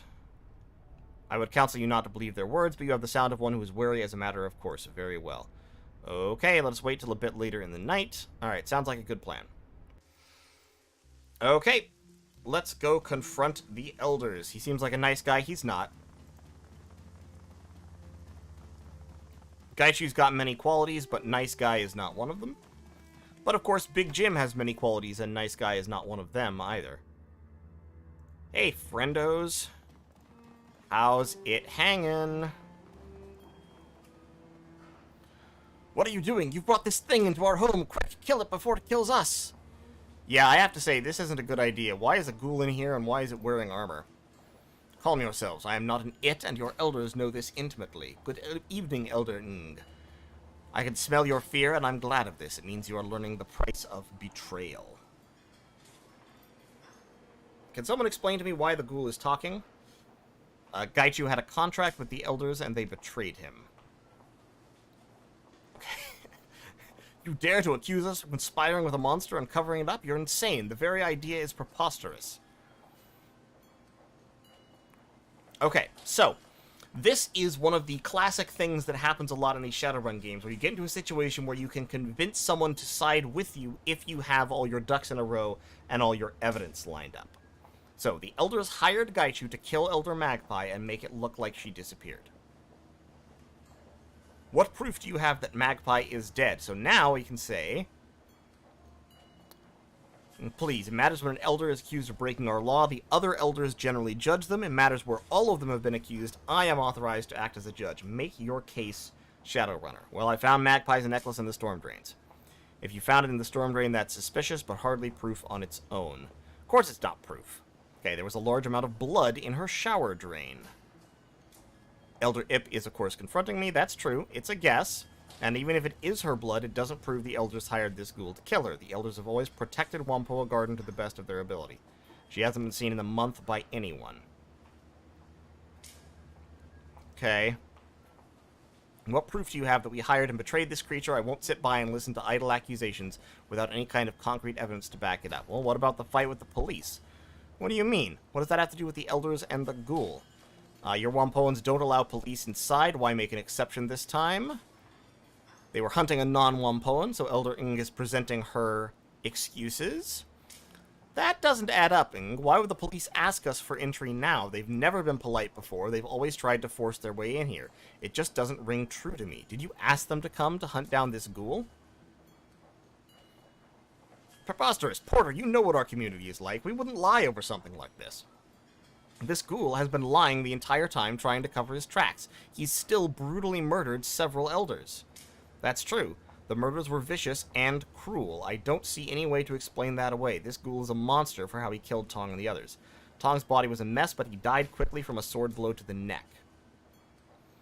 So yeah, I struck Tong down with a single blow from my sword. The mess made of the body was to send the elders a message, but I had no desire to make Tong suffer.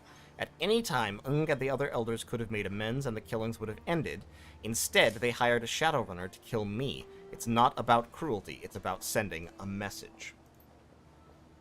That's not what I would have expected. Okay, yep. Killed the other elders in similar fashion. There was no cause to prolonging their suffering. The message was for the living elders, not the dead. Deliberate sham. Yep. That's a scene designed to evoke horror, not the scene of an actual fight. Elders, what do you have to say in response? This is a farce. You've been duped, Porter. You and this Shadowrunner. I concur. Porter, you know me. You know the kind of person I am. I wouldn't be party to the killing of another elder. Okay. So, Magpie's gear was missing. Obviously missing. Why didn't Ip tell me that? He would have had to have noticed a Magpie's shop is locked up. Why didn't he want me investigating? Pure supposition. Tang, you did a full inventory of Magpie's Matrix servers. You assured us everything was running fine and you would be able to continue her work. I find it hard to believe you missed something as obvious as missing equipment, especially while searching her stock. And they were all happy to have the Red Spears move into the garage. Why would you tell me not to look into it?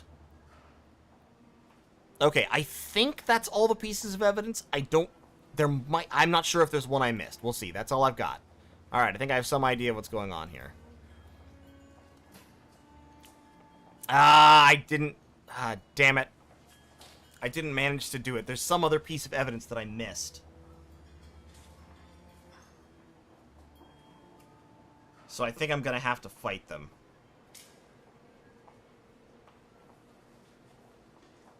I didn't mention the armor. Well, wait, hold on. But I had that piece of information. Why did they not let me... Did I move on to... Damn it, how did I manage to do that?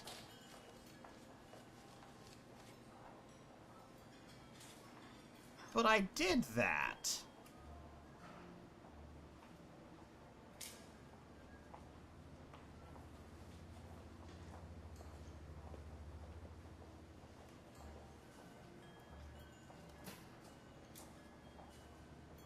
When the final conversation occurs, pick all options from top to bottom. Ah, man. I'm not gonna let you kill Gaichu. Dang it. Okay, wait, no, hold up. Hold on. Hold on. I don't have a quick save. God damn it. I have a save from the very start of the whole thing. I got all the evidence, and I clicked the wrong button. Okay, wait, hold on. I'm going back. We're gonna blow through this real quick. Because I'm sorry, I got all the evidence. I did everything I was supposed to do. I'm not getting the bad end here just because I forgot to click one particular button. That's ridiculous. If I had actually missed one of the pieces of evidence, I would have accepted that and just murdered them, but I didn't. I got all the evidence.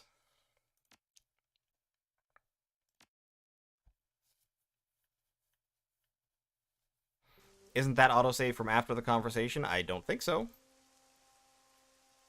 Nope. It's from back at the very start. Yep. Okay. Anything I should know about the WaPo's? Yep. Good.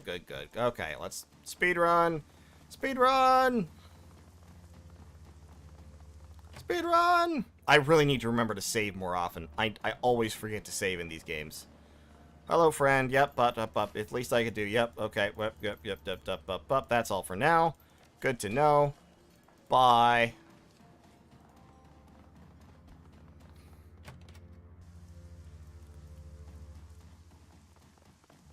I got killed earlier tonight. Yep, Goddamn mess in there. Great, thanks. Here we go. Into the blood and gore. Yep, awful. Great. I love it. Yep, let's go look at this body. Yep, that's a corpse, alright. Reactor, tell me what you can tell me. Why would someone kill him and then skin him? Alright, there we go. Cool. Let's look at the blood on the walls. Yep, that's blood on the walls. How about back in here? Open this door, please. Thank you. Big Jim, I know you're very slow, but please. Alright, place has been looted. Those have been stolen. Nothing in the bathroom. I like the fact that it has a clickable in the bathroom here just to throw us off in the other shop. Just so that maybe people will go like, oh, I don't know, there was nothing in the bathroom last time. There's probably nothing in the bathroom this time. What was the next step we had to do? Search for the killer in WaPo Gardens. Let's talk to Demergo. Yep. Hello. What's it to you? Why aren't you investigating it? What are you talking about? What can you tell me about the WaPo's? What do you know about the murders? Why would they let cops in and chase them away? Bladed weapon. It was a slash. See you later. Alright, now we go into the parking garage. Yeah, exactly. Turn on yakety sacks. That's what we need here. Hello, gangsters. Hi, friends. Our turf.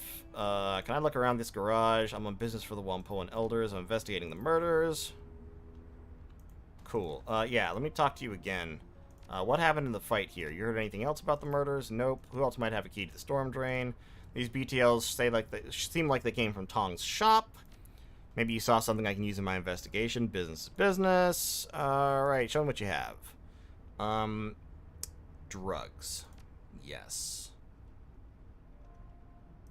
Thank you for the drugs. I'm gonna put the kamikaze back over there. We're gonna give ourselves some jazz. Goodbye.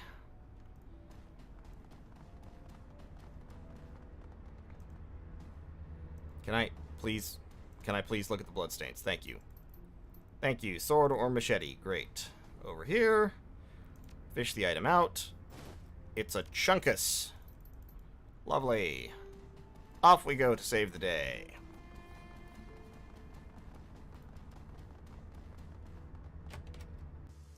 Back to WaPo Garden. Now, we need to go talk to Lamb to get the storm drain. We need to talk to the lady to get the armor analyzed. Gotta love how no one in the gang bothered to clean the back room. Exactly. Looks like somebody else went through Tong's things. Yep, he's been robbed. Do you have the key to the storm drains? Great. Thanks, bye.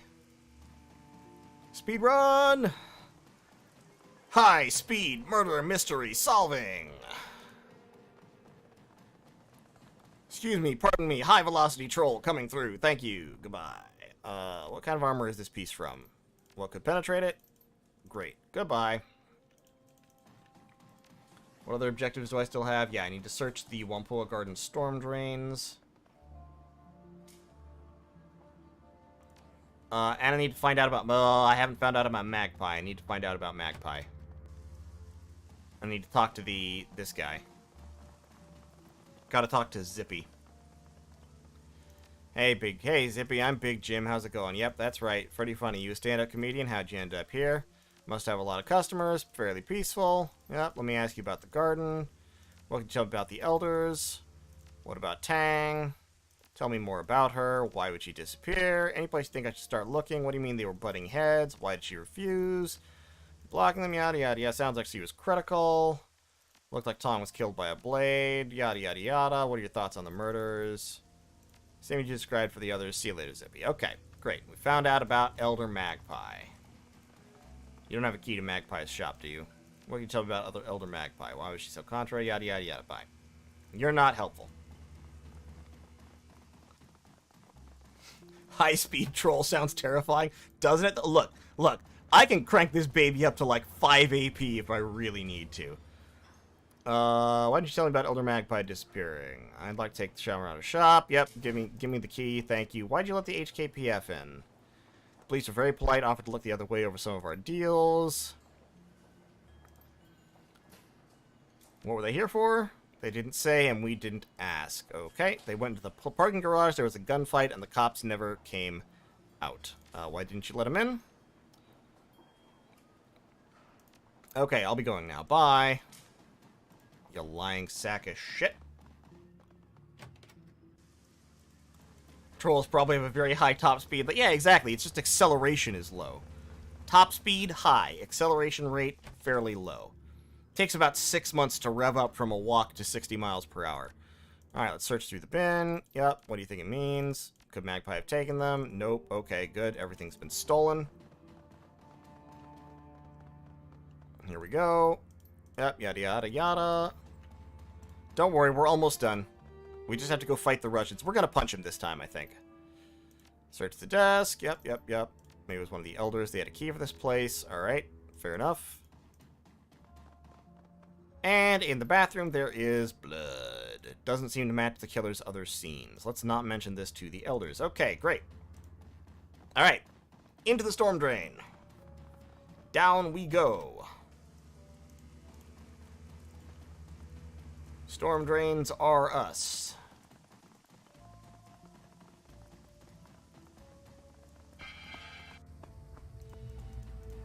Alright, here we are in the storm drain. Let's run around here and discover a pile of body parts.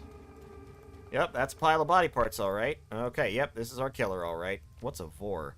Ah, it's a Russian gangster. You mean like these Russian gangsters? Alright, hold on, we need to discover this necklace first. Yep, thanks. Thanks for the necklace. And now let's do a quick little savey-kins. And then let's go punch some Russians. Yeah, maybe Alexander was stupid. Great. Love it. Like it. Love it. Gotta have it. Yeah, I'm just gonna start throwing hands. Fuck it.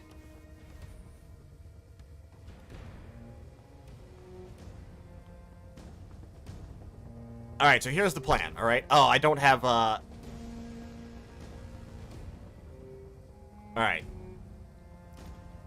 We're gonna do drugs. Okay? We're gonna do a lot of drugs. All the drugs we have on us.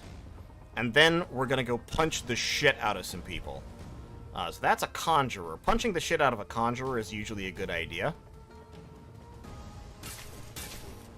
Okay, so conjurer officially punched the shit out of him. Let's hit this leader. See if we can do some AP damage to him. Cool. Let's put Isabel in cover and launch a grenade over that way. Get everybody with some of that sweet, sweet grenade action.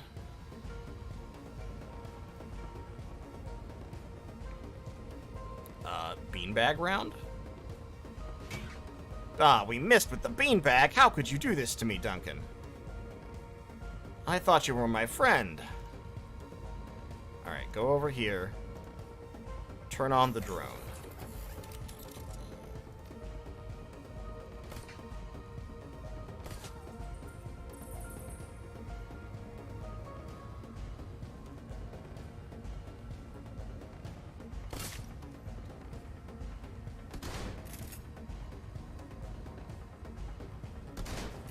Ah, 20 damage. God damn.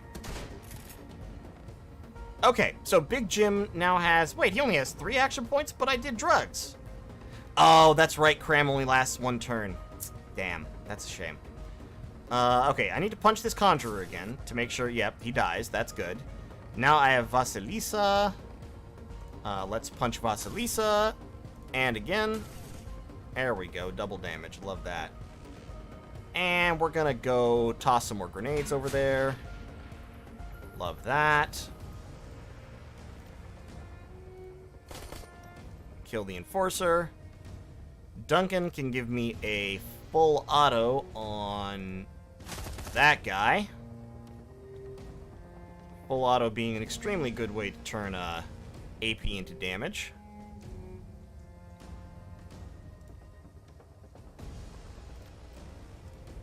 Let's overclock Kości.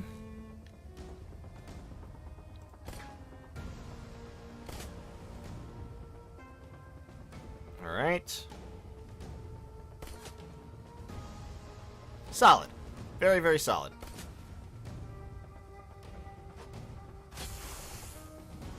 Wow, throwing a flashbang? Rude. I love his little tiptoe walk. It's so good. Oh, Big Jim, you really do crack me up. The best of all of us.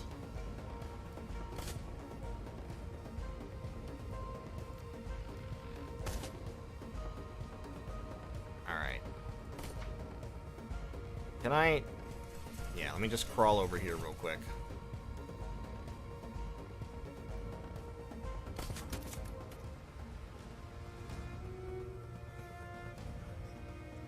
Should have crammed more in there.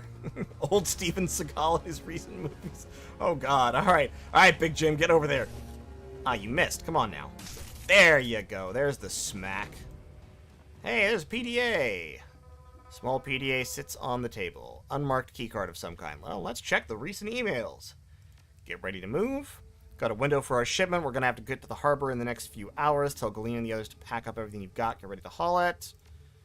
Okay, Alexander's still not back from his scouting trip yet. He said he found a stockroom behind Mrs. Yang's Jade Mountain restaurant. There were a bunch of keycards for it. Belonged to some woman named Magpie. He's out through it now. We can't just leave him behind. Okay, so we got the keycard. Can't delay. If Alexander's not back in time to make it, it's his own damn fault. Okay, well, bye, guys. Thanks for the keycard. Evidence? Nah. We don't believe in evidence around here. We just beat these guys to death because we could. They were in the sewers. Like, that's a, you know, that's all the reason you need, right?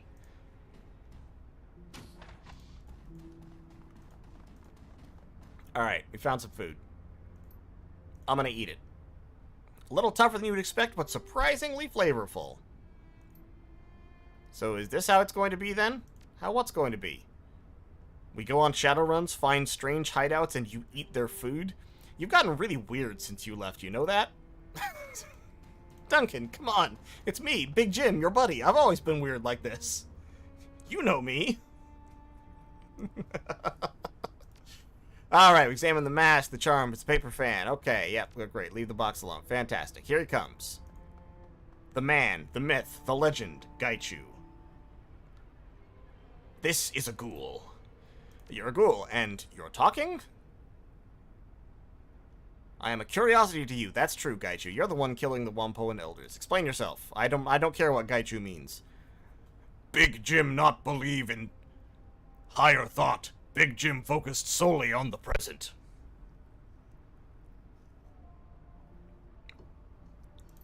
Alright. Why the hell are we talking to this thing, Big Jim? The 162s were a gang. Yep, that's fine. You didn't clean up all her blood. Why kill the other elders then? You killed them with a sword. Yep, you did. Let me ask you some questions. I didn't need to ask the questions. If I let you live, what will you do? Eat the elders. This from your armor. I've made my decision. Alright, come work with me, Gaichu. You're a murderous cannibal living in the sewers, and I can respect that. I want to see what they have to say first. Alright, sounds like a good plan. Great. Great. I like it. I love it. I gotta have it.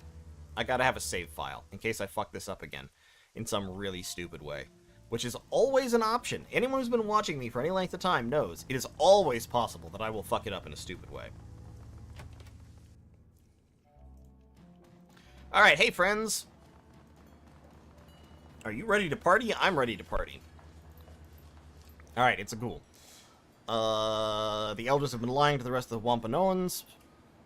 The elders hired Gaichu to kill Elder Magpie, make it look like she disappeared. I found Magpie's necklace in the storm drains. A lot of blood in the storm drain. Hasn't been seen in a month. What about the fight with the police? Evidence in the garage points to a fight with somebody using a sword.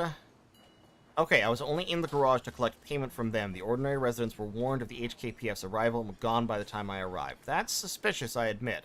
Still doesn't prove the elders knew it was the ghoul. This is a piece of Gaichu's armor I found in the garage. This is from his armor, definitely, but how does it prove the elders knew of the ghoul's existence? The police officers were abnormally armed and armored with much heavier gear than a normal patrol. They were armed with armor-piercing, discarding sabot rounds. That's hardly standard issue. Lesser weapons wouldn't have broken that armor plate. If all they were looking for was a common fugitive, why be prepared for a fight of that magnitude?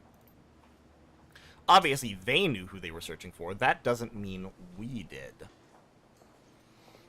Alright. So, now we go through the police thing. Doesn't add up. Why would the police ask for entry now? Okay, Tong's body was a mess, but he died from a sword blow to the neck. Seeing if Tong's murder was a deliberate sham. Okay. Alright. The elders were all too happy to have the red spears moved into the garage. Why would you tell me not to look into it? Magpie's gear was missing. Obviously missing. That's all I've got. Okay. Gaichu seems to be telling the truth. There we go. Elders, too many facts don't add up. You are obviously hiding something, possibly a great deal, from the rest of the tribe. I'm sorry, but I have to take you into custody until the community can decide the extent and manner of your punishment. Death would seem appropriate to me, especially given that they kept up this charade even to you, one of their most trusted citizens. Ip begins to raise his weapon. Ip, no, don't make this any worse than it is. Thank you, Big Jim. I'll make certain that justice is meted out. You are free to go, and I will ensure payment is delivered to you, so long as you take Gaichu with you. I can't have him staying here. Alright, he's coming with me. Yay, we got the good end, kind of. I confess I am unhappy with the decision to allow the WaPo and elders to live. We should have killed them if for no other reason than to maintain our reputation. Well, if you're going to run on this team, you'll have to learn to accept my decisions. From this point forward, my sword is yours no matter what decisions you make. Okay, great. Eager to be done with WaPo Garden. Look, I'm going to be honest with you, Gaichu. Odds that you will ever go on another Shadowrun, slim. Because frankly, I punch things too well to be bringing another melee monster onto the team. We can't look at his stats, though. So compared to us, so we have Strength 5, Close Combat 5, Quickness 4, Body 5. Gaichu has Body 5, Toughness 5.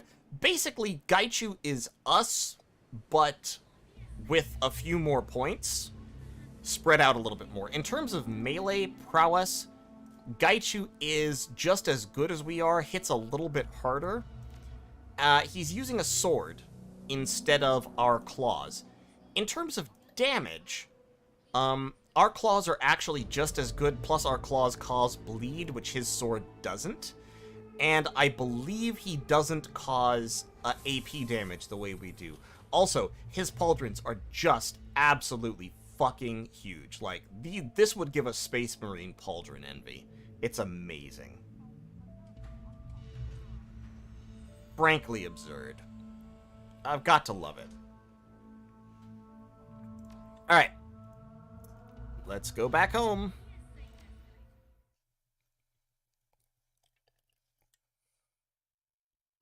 Oh yeah, Gaichu's serious about his pauldrons, man.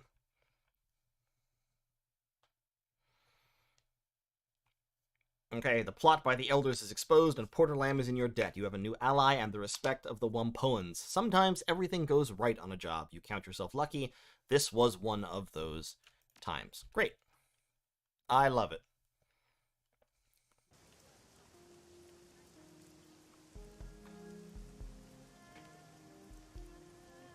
So as soon as this finishes loading, we'll be back in Haoi. This game does have the issue that sometimes loading screens take a while for some reason. Alright, but we've got 10 more karma. So we're gonna pop on in there. I am gonna go ahead and grab...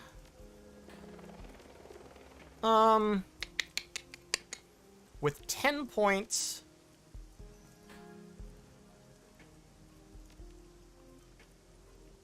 Let me think of what I want. I don't need to upgrade my charisma just yet. Well, actually, I might want to upgrade my charisma. My combat skills are doing okay. I think I'm going to upgrade my charisma to 5. And then I'm going to upgrade... dodge to 4. That'll leave me 1 point left. And then after the next mission, I should get another 8 or 9 or 10. Depending on like, what I get. So then I should be able to pump up my strength and close combat, maybe. Oh, and getting Cyberware Affinity 5 would be really good as well. So let's confirm that. Now let's go back to the boat and get my money. Also, I get to upgrade somebody. Actually, I get to upgrade everybody, which is pretty cool. So, Gobbet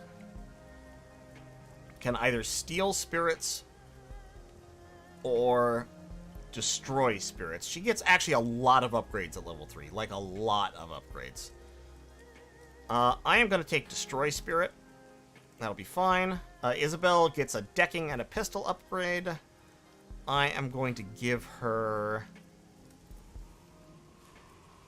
increases accuracy by 30% but costs 2 AP with her pistol. That's not a great ability, to be honest.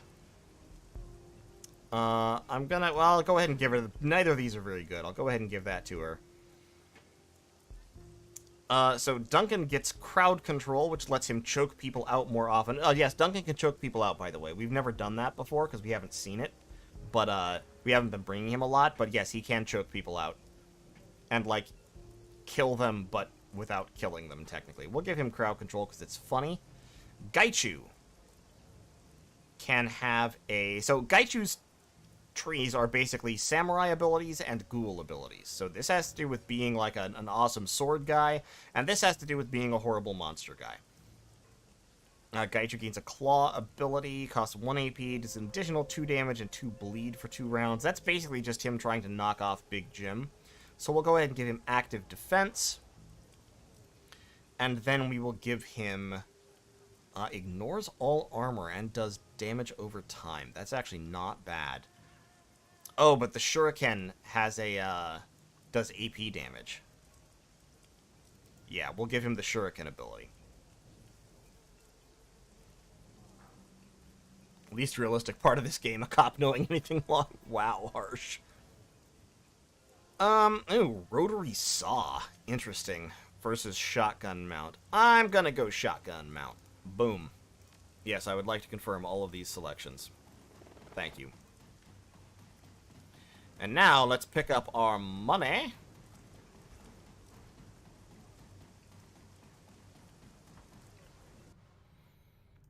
And go see if we can talk to Crafty again or something. Maybe have another nap. I have 5 unread messages. About those dreams. Gobbets' face winks onto the screen.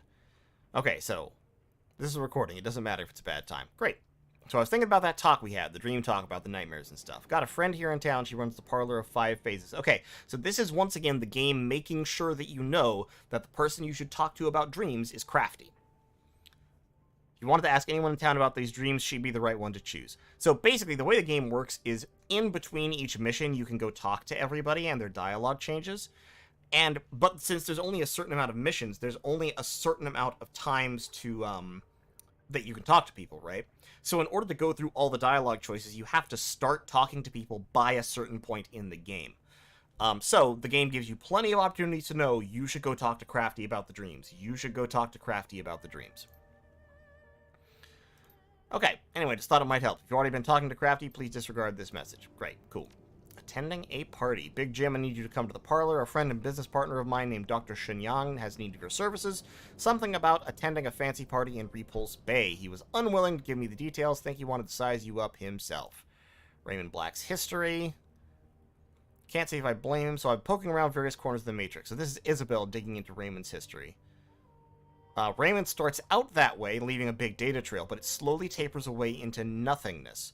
Sure, I can find some basic records in Seattle, power, utilities, a couple of public discussion sites, but the further back I get, the less I find. And the craziest part is this, prior to 2032, I can't find anything at all, and that shouldn't be possible. It's like Raymond didn't exist before then. I'm going to keep digging, but it'll take me a while. I'll let you know when I get some news worth sharing. Okay. Urgent task from Kindly Cheng to Big Jim. Little birds have been whispering in my ear about an urgent and high-paying run. Steelarm Lou, a red pole, managed to get his hands on information concerning a prototype laser weapon in development by Ares Asia Holdings. For years, the Yellow Lotus and the Red Dragon have been locked in a Cold War. Despite this, we remain evenly matched. Lou wants to change this, and he has a plan. Lou intends to aim external forces at the Red Dragon, specifically Knight Errant. He intends to frame a white paper fan named Golden Fong, making it appear the Red Dragon have been bribing Ares researchers for classified data. 2 leading drone and energy weapons researchers have recently transferred from London to Hong Kong and are running the project, Taylor and Hardingham. So we will provide data that make it look as if the researchers were contacted by Golden Fong and made quite a bit of money, but grew tired of the arrangement, transfer the attached files to a data chip. Files are bundled with a worm program, which will auto-execute when inserted into the appropriate systems.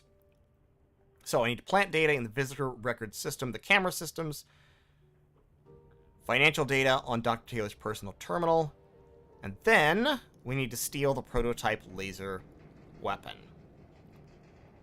And then the GPS tracker will be planted in Red Dragon territory, and so Ares will attack them, and we'll all be great. Lou does not care what becomes of the laser. Okay, attach a map of your extraction route from the building. Practically, this means you can exit through the basement.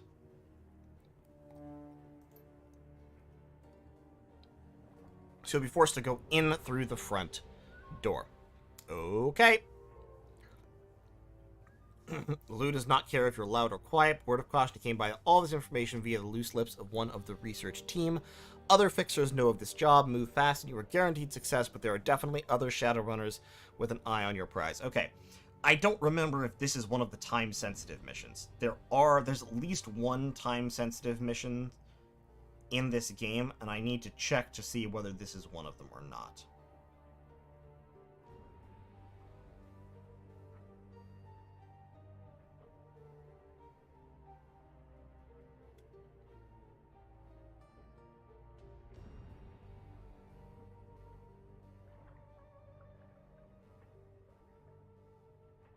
I don't think so.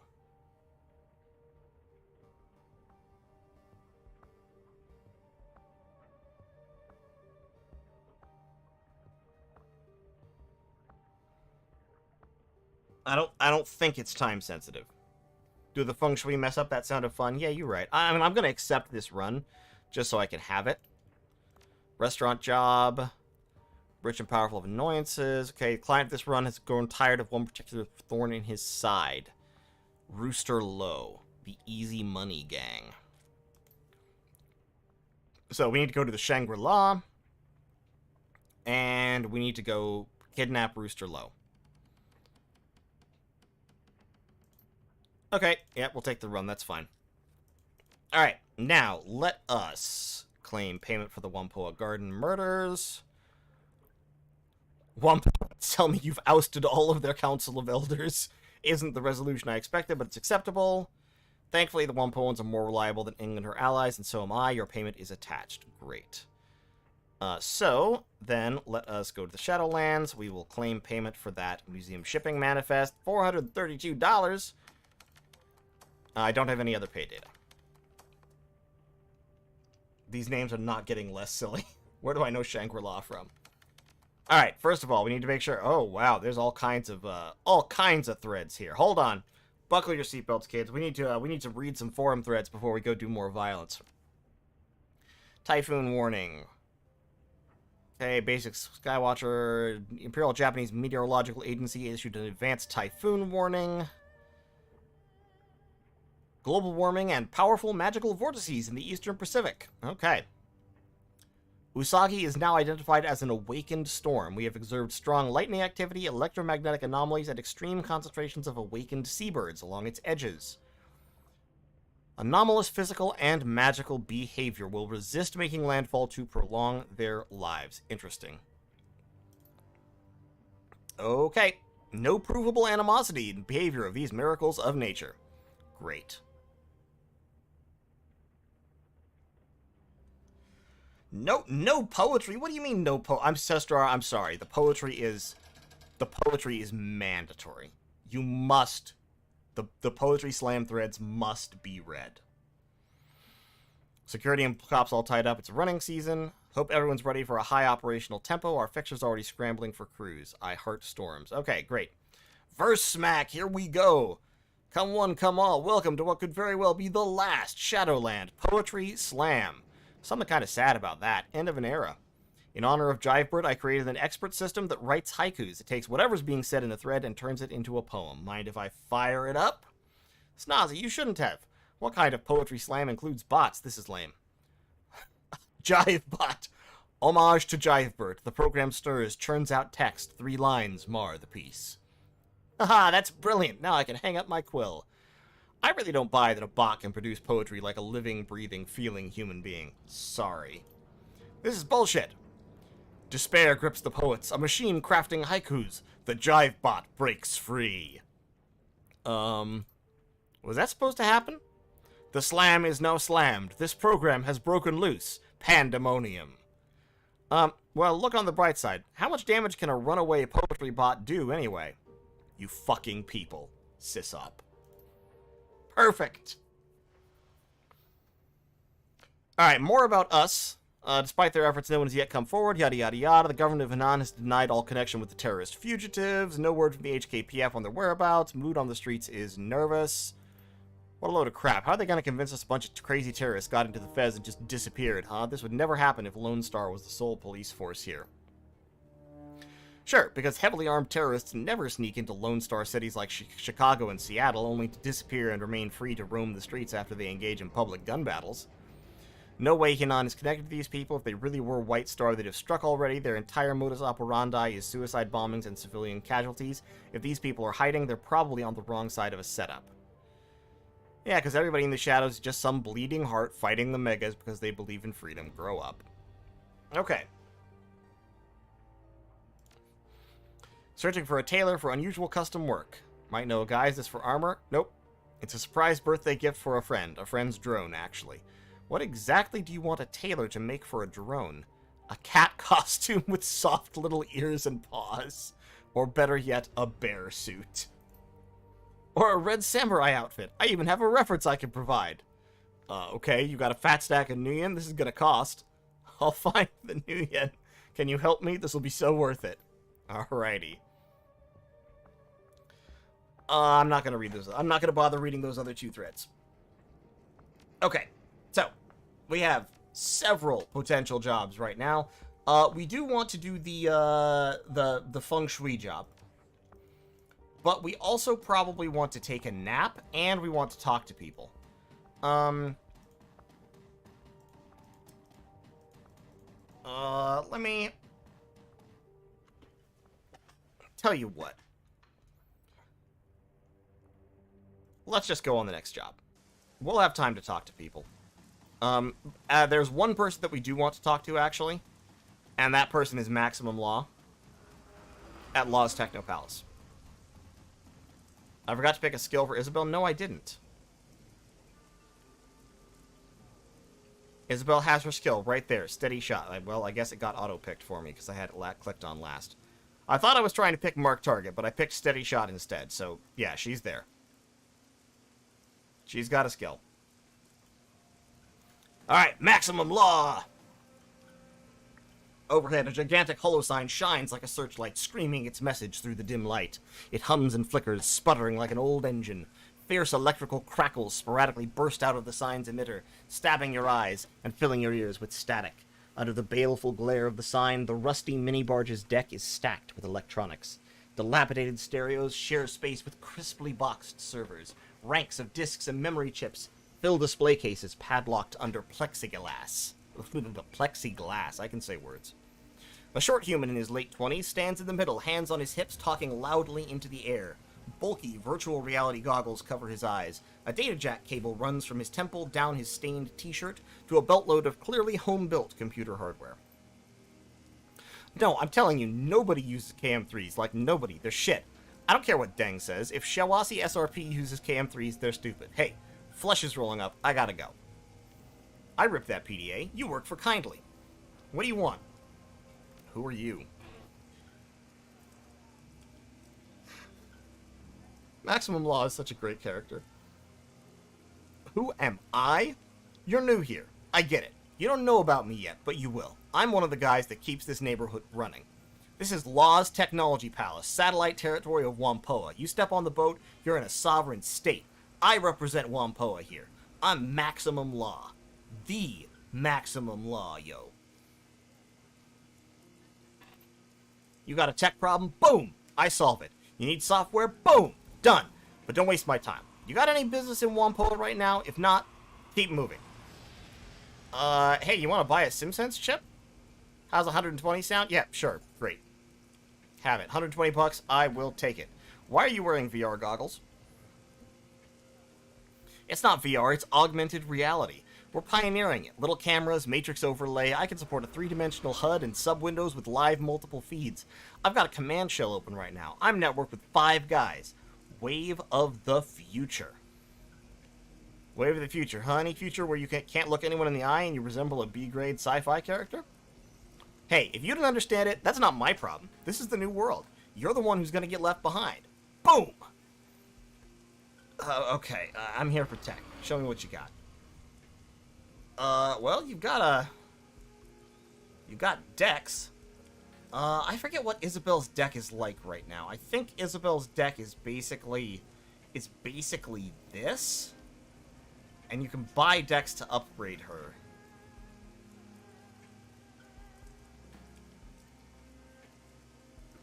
I think her deck upgrades itself as you go along as well.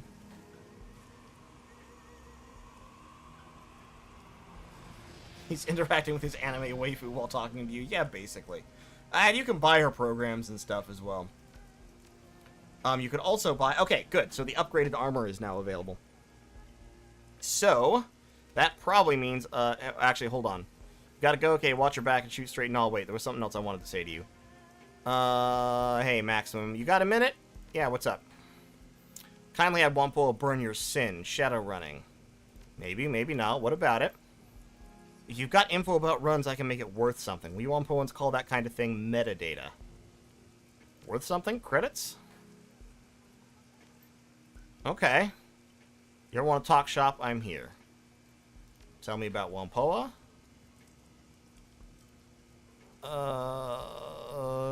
Actually, I don't think any of this is really relevant. What's a Wampoan doing on Kindly's turf? Yada, yada, yada. Coders and deckers for criminals. Yup.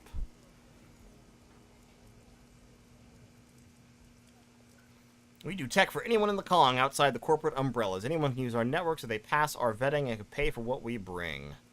So you work with Kindly doing tech for the Yellow Lotus. We're all part of a big machine, each piece playing its critical role. Okay. Nobody messes with Wampoa. Great. I want to ask you about something else. Thanks.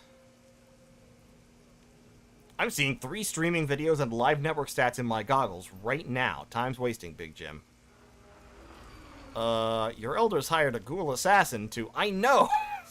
Okay. Okay. You know whose fault this is? She always had it in for Magpie because Magpie was a genius. That turbo-snorting woo-woo idiot and her lackeys almost destroyed the Wampoa network.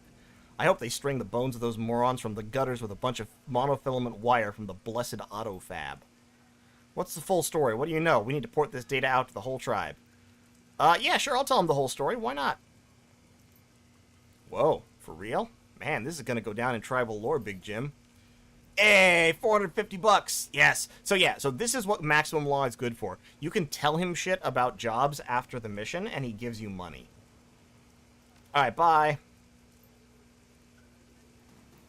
I need to go see a man about shoving more metal in my giant trollish body.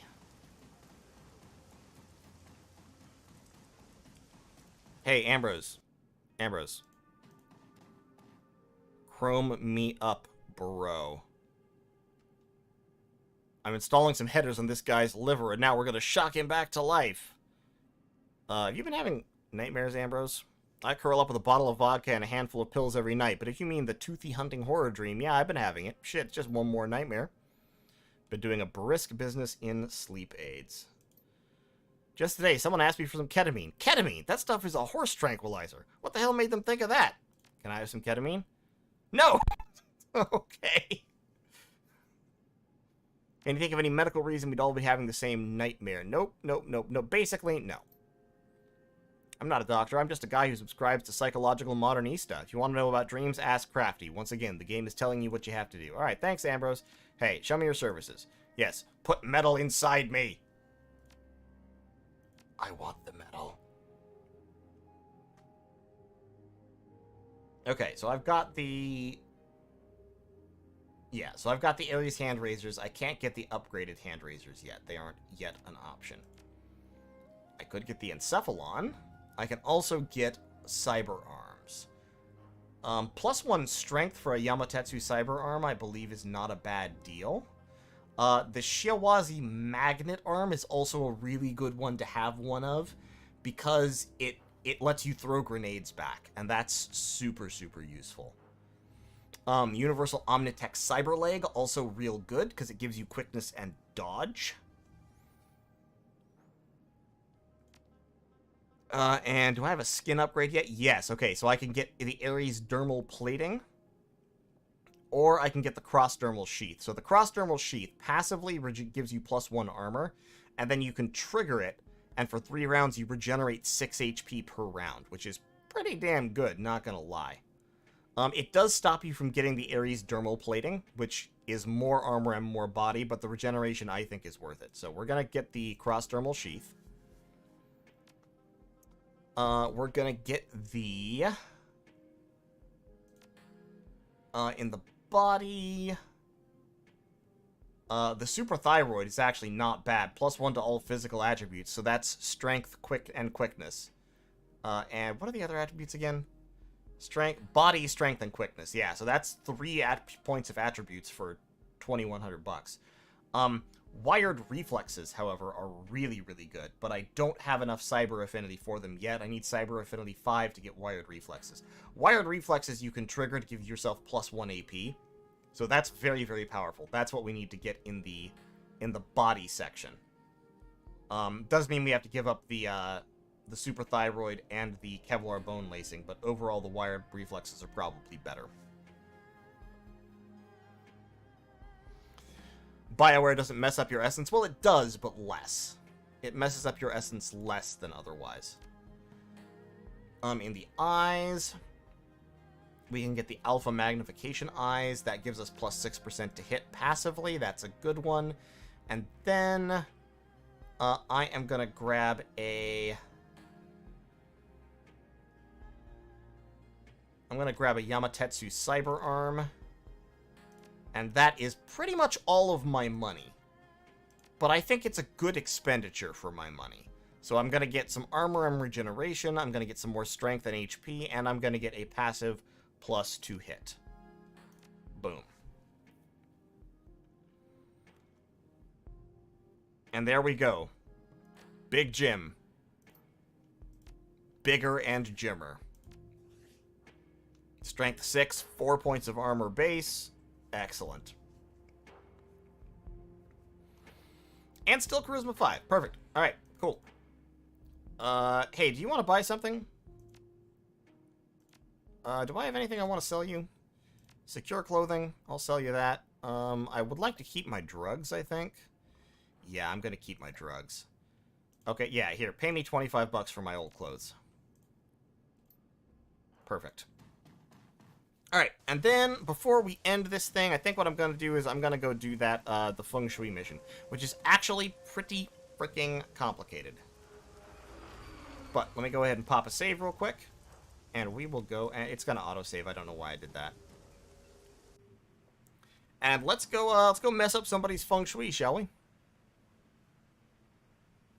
Geomantic Sabotage. Just what we wanted. We're gonna take Isabel.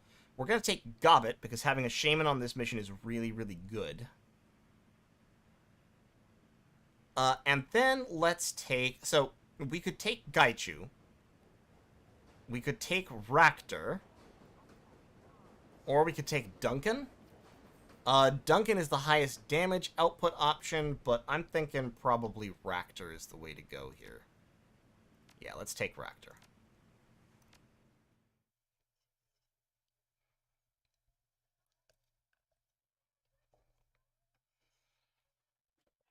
Alright, bad chi. The subway flies over the tracks towards Aberdeen. Monsoon humidity clings to your skin as if it's followed you from Hawaii. Or perhaps it simply sunk this far into the earth, penetrating stone and machine, rousing the acrid smells of Hong Kong's underground in its wake. Alright, so, our job is to fuck everything up. The main target is Wuxing's treasured lotus statue, which resides within a temple on the topmost floor of the monolithic building. Your client's instructions are clear. The more damage you do, the worse the chi, and the better the pay. Alright, so we need to make sure that we have some drugs. We should also have, I have one med kit. I'm probably going to take a second med kit. We do have the Mummy Spirit Talisman. I'm gonna give that to, not Isabel. Gobbet has upgraded to a Force 3 Nature Elemental Fetish. She's got Haste 2, Aim, Heal Wound, and of course her unique Poison Fog spell. We're gonna give her the Mummy Spirit Talisman as well. Raktor is gonna get a basic trauma kit in case he goes down. And then Isabel, well, I guess maybe I give myself the Kamikaze. Yeah, that's fair. I guess I'll give myself the Kamikaze. Need to just be carrying as many drugs as possible. That's the important thing. And then I'll make Isabel's kind of the medic here. And yeah, so her deck is essentially the equivalent of the basic Renraku deck, but I think it will upgrade itself over time. And then she's got her customized sliver gun, and she's still got her mini grenade launcher. Alright, let's go! Boom, boom, boom.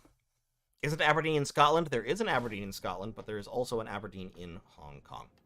Okay, subterranean accessway opens on one of the Wuxing Sky Tower's few employee-only entrances. Security is tight. Gobbet presses a slip of laminated plastic into your hand. Kindly wanted you to have this. Spoofed credentials, fresh off Maximum Law's card printer. These should get you past the front door. Wouldn't count on them getting us much further, though. I guess the client said something about other ways to bypass the check-in system inside the building, but he didn't go into specifics. Kindly had some choice words about that, but whatever. We'll find a way past security. Swipe yourself in. Alright, let me swipe the card. You realize your credentials only allow you access through floor 10, right? Yeah, I have new credentials with guest privileges waiting inside. I've gotta pick them up. Okay, go ahead, grab your new creds at the check-in terminal. Have a good night. Okay, great. Nice to see ya. So there's an employee check-in.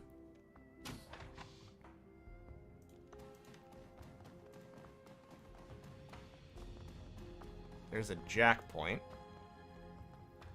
Alright, Isabel, time to jack into the Matrix. And do your thing. Okay, so she's upgraded Medic and Sniffer. Still got Tar Blaster 1.0. Alright, Isabel, do your thing.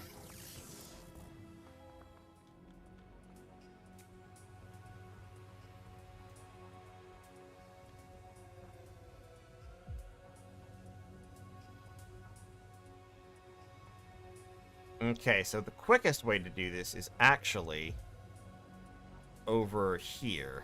Yeah. Made it. Okay, let's hack some blocker ice, shall we?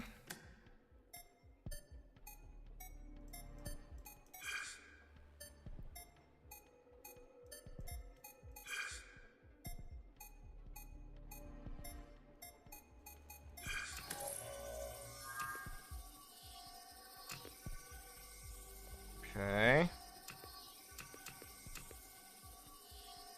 think it's this one, right? Yeah, it's that one. Cool.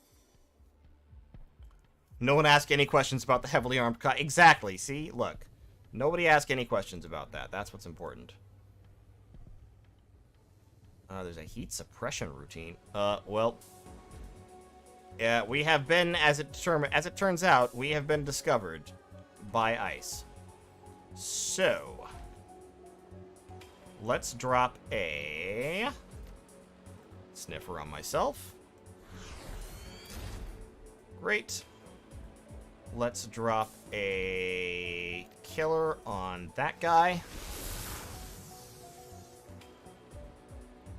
And a tar blaster on that guy. So he can... Oh, cool. It actually killed him. That's nice.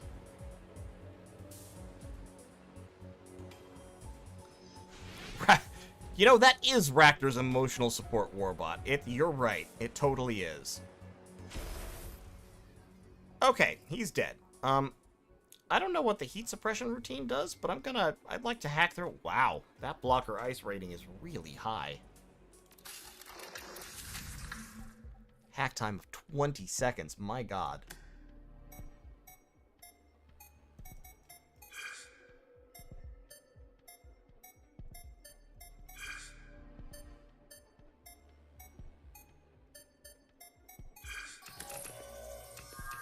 Okay, there's 4 W's.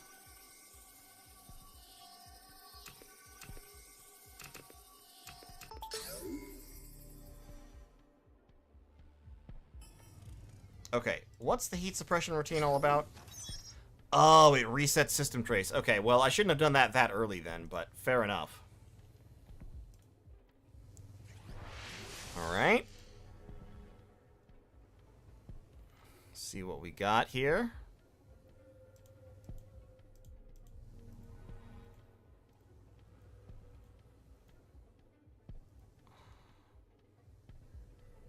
Okay, and we'll go around. Oh, I've been spotted.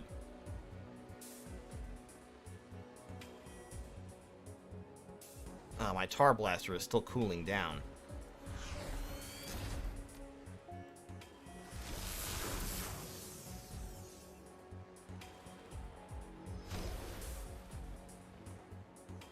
Okay, wow, that does a lot of 20 system trace. Okay. Hit him with a killer.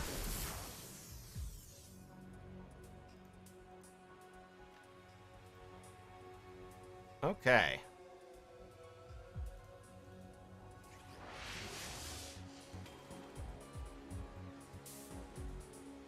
This is a lot of ice around here.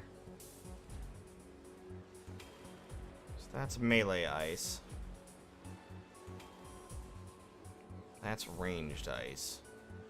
I still have Sniffer active for 1 round, which is good. Let me...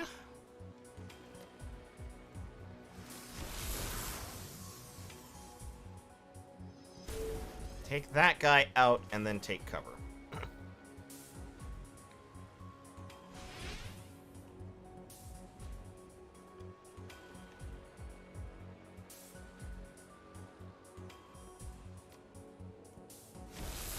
Now, how much HP do you actually have?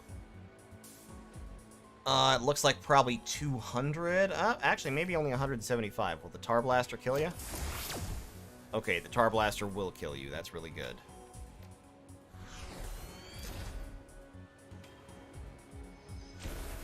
Ow, excuse me. That was very rude. I hate you. Don't do this to me. Oh my god, I missed.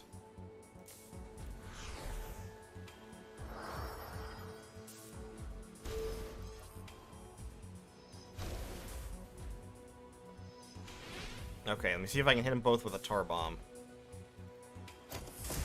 Yep. There we go. And wipe him out. Please, fuck. Isabel, I need you to not miss like that. It's important. Okay, so we got rid of them. Administrative override. That is what we needed.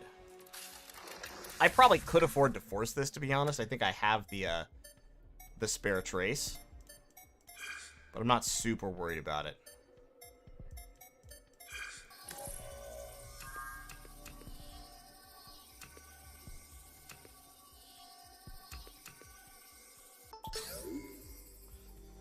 Alright. So we've got the administrative override. Perfect. Lovely security override. Let's see if there's some pay data we can reach. Because we've got 120 system trace before stuff gets bad for us. This seems ominous. Okay.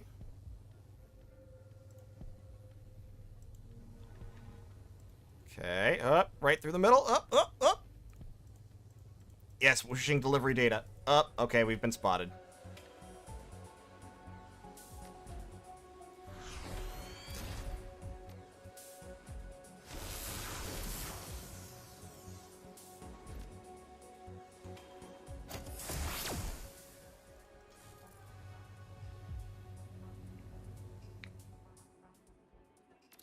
All right, let's go steal their information.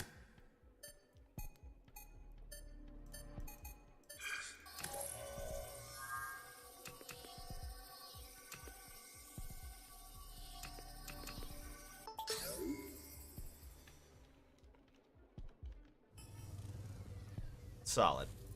Very, very solid. Okay, whooshing, delivery, manifest, and ID. I think that's all we got over here.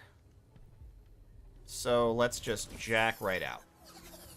And I'll just check in as an employee. Why do I have this option? What does this accomplish? There's a security guard right there. I'm sorry. I didn't know this was an option.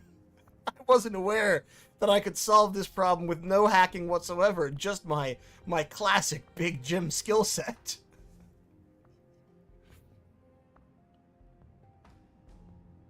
Oh, Big Jim's the best. No, we're gonna hold on. Hang on a second. Wait, it should let me save here.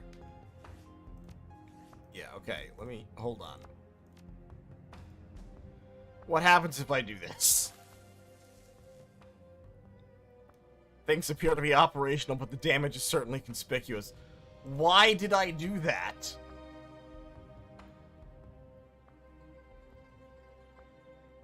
Oh, that's part of the sabotage. That's part of the geomantic sabotage. It must... Is it? Wait, hold on. I need to look this up now. That didn't do anything.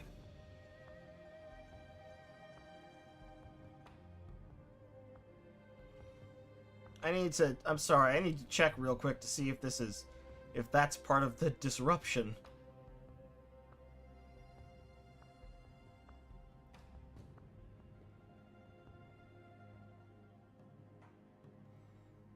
The wiki literally gives me no information about this.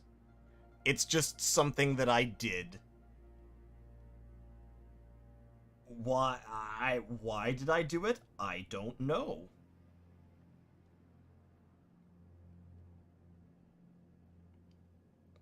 Okay.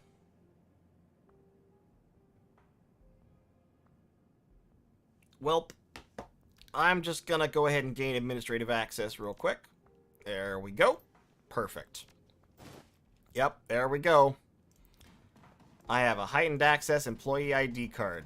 And also, I've beaten up your computer for no reason whatsoever. Hey, Wuxing employee. Hello, fellow citizen. Charles, haven't seen your face before. You new here? Yeah, I'm an outside security consultant pulling a spot check. Oh, okay, so I can steal this guy's ID, too. I'm auditing for possible security risks. Do you know of any?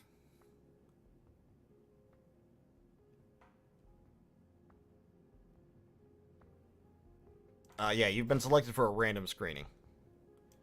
Yeah, appreciate you. Okay, so he gave me his actual ID.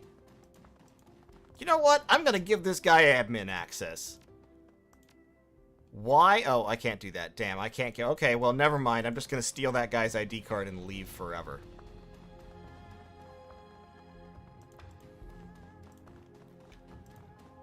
I was gonna do my good deed for the day by giving that random schmuck access. Hey, security guard, how's it going? Oh, this is what that's for. Yeah, it's just over at the check-in terminal.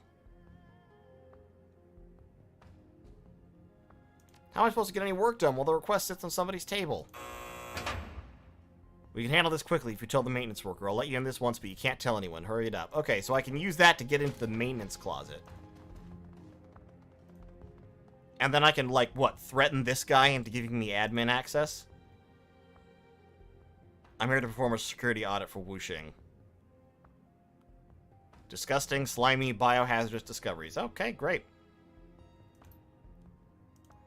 Wonderful, I love it. Yeah, here, let me... Assortment of items scout. Okay, I got a maintenance badge. I have so many security badges right now. Man, this company is failing its security audit. This company is absolutely failing its security audit. Must check in at a Wuxing... Yeah, I'm trying to. It's right over here. Bingly bingly beep. Yes, I am good old Mr. C. Pang. That's me. Mr. C. Pang. Security consultant. I'm here to check your security by trashing everything. Okay, so this area has to be manipulated as subtly as possible. I have to disrupt the flow of chi at least 50%, but up to 100%. We're just gonna mess that up real quick. Perfect. Love it. Oh, I found another chi point. How do I mess this up? Haha, we've striped your floors!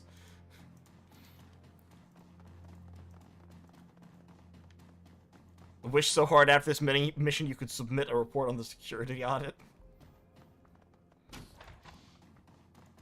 Alright. Give me a chi point. What's this? Oh, a prototype weapon. Sits locked in a stand. A prototype weapon, you say? Floor plan documents. Okay. New water lines for the temple's fountain. Large list of future modifications. Okay, that's not useful. Weapons manual. Damn it, I'm not smart enough for this. Oh god, why was I born with this awful troll brain?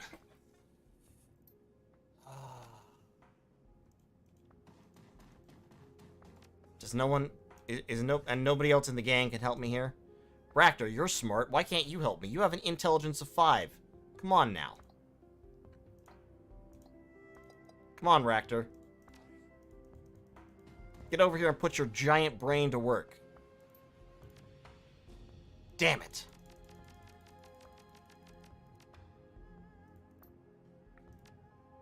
Alright, I guess I don't get this gun. Yeah, I know I'm not a pistol user, but still, I could've, like, sold it.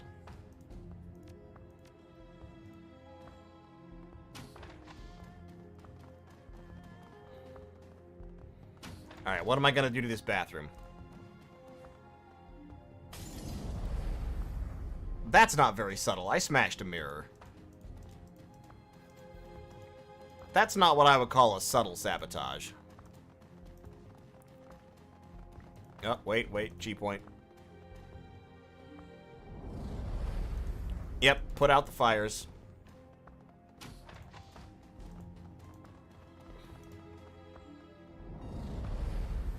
Mess up this guy's papers. Oh, hey, look, a bound fire spirit has been released. Lovely. Wall safes. Well, let's crack the code. 150 bucks. Pretty good if I do say so myself. I don't know where that fire spirit went, and that concerns me. Alright, time to start a fight. Here we go. Bound fire spirit. Hold on one second.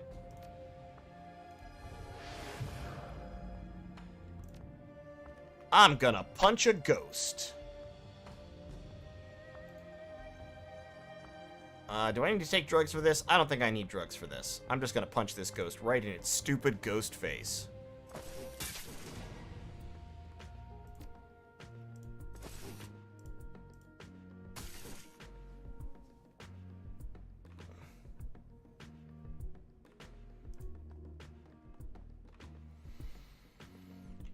Okay, let me...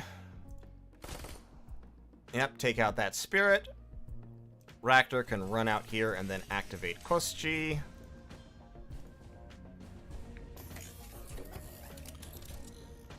And Kostji can... He's got heavy cover. Kostji can run over here and distract this Earth Spirit.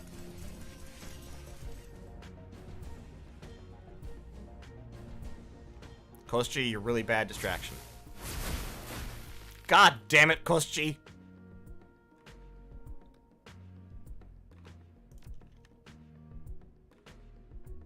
Alright, let me destroy a... Oh, that takes 2 AP. Shit, Gobbet can't do that. Let me drop aim on...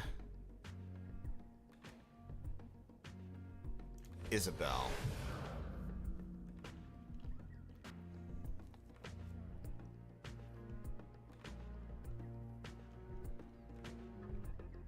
I am gonna punch this Earth Spirit. Did 8 damage, which is not terrible. And let's launch a grenade at this Nature Spirit. Nice, 22 points of damage, love it.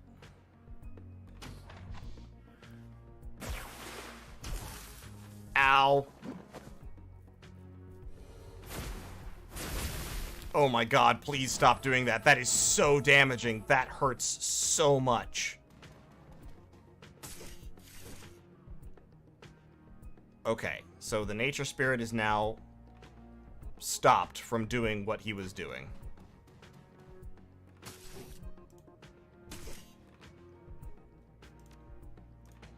Please control your robot. And your other AP should be spent healing yourself.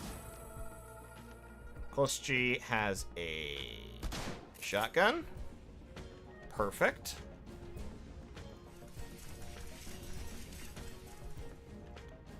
Isabelle, please heal Big Jim.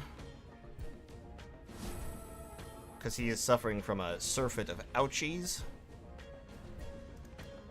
And Gobbet can go down there, where if that spirit pokes its head out, she'll be able to nuke it. Please stop smacking my people. Heal Isabelle.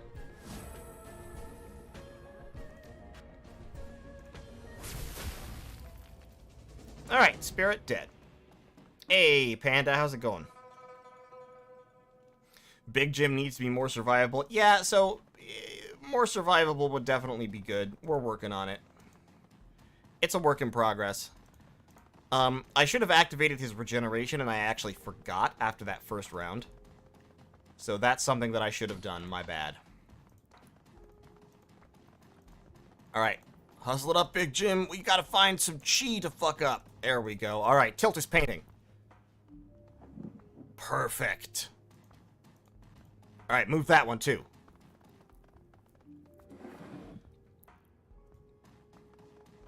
Draw red X's over the eyes of all the pictures of the kids. Of the people who work in this office. Perfect. Alright, the bad chi is happening. I'm doing the feng shui mission? Yes, we are. Okay, pop open this door.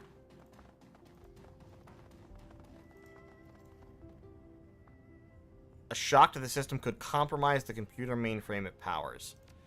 Do I have a passcode? I don't have a passcode. Hold on. Hang on a second. Do I have a passcode? Security override.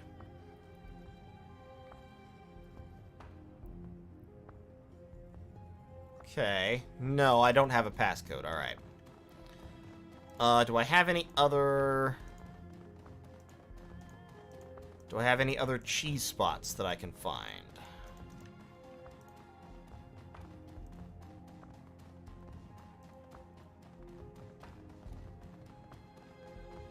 Not that I have seen.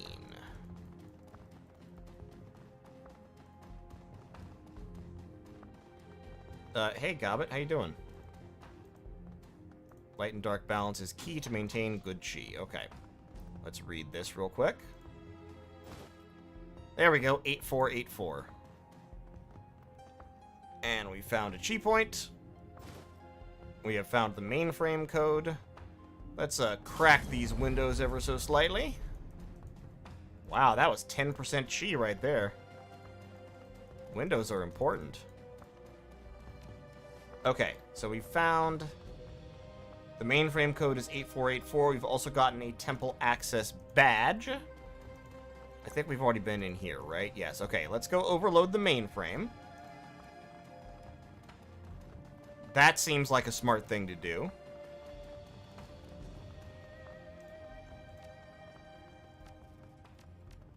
This'll teach you to use a shitty 4-digit code. Alright, I'm calling it. We've thoroughly disrupted the balance of chi. Rat's feeling antsy here with all these energy shifts. Let's hit the temple statue and get out. So that's 50%, and then the temple at the top will be the other 50%. Okay, let's go. I think that's everything in here. Pretty sure.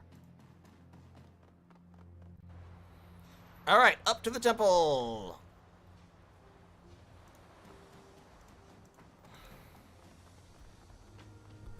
Hello, spirits. Oh, well, there sure are a lot of you, aren't there? Well, they look happy to see us. Yup. They sure do.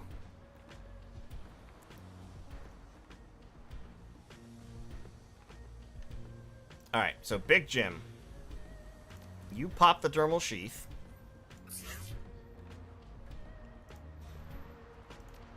Take drugs.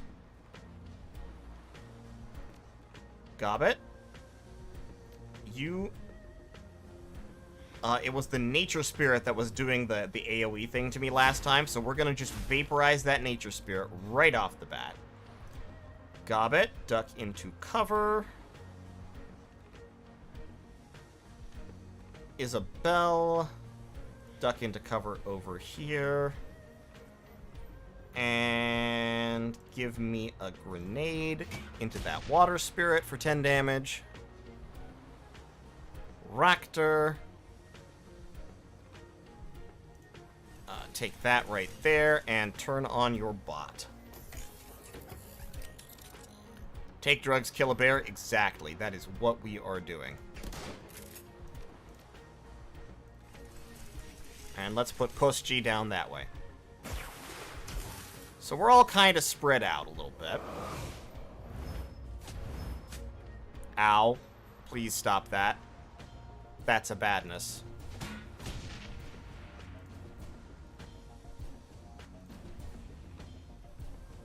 Can I mark a target?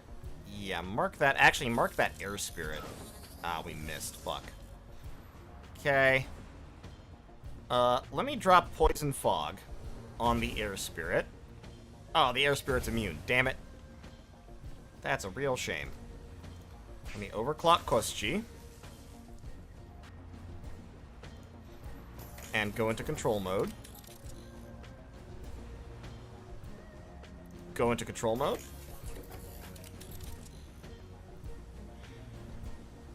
Why? I guess I can't control the drone right now. Okay. That's strange. Please stop doing this. Thank you for stopping. We're gonna haste up Big Jim. And good old Jimbo is gonna rush over here to attack this bound water spirit. Excellent. No, that was the wrong. I did not mean to do that. Please kill it. Please, please kill it. Thank you for killing it. Raptor, can you control your goddamn drone yet? Oh, and now the overclock doesn't matter. Okay, well, let's give it better aim.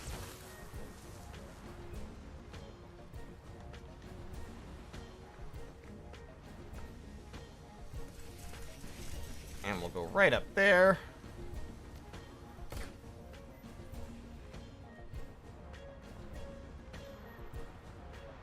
Alright. We got 3 turns until the active dermal sheath will come back. We still have the fog going. We don't really want to get up there and trigger stuff, so let's just set fire to these bushes. Perfect.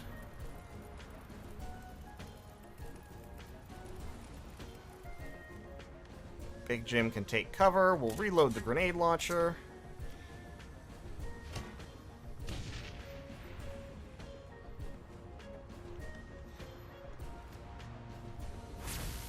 Gobbet will destroy that spirit.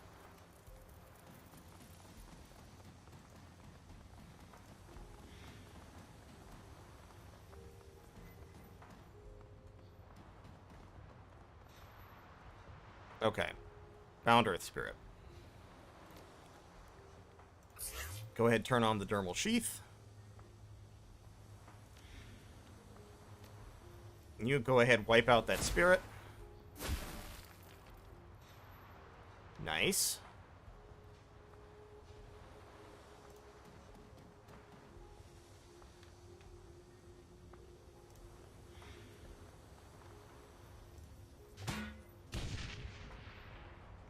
I would think that a grenade in the pond would also disrupt chi, but I mean, what do I know? I'm not a chi expert.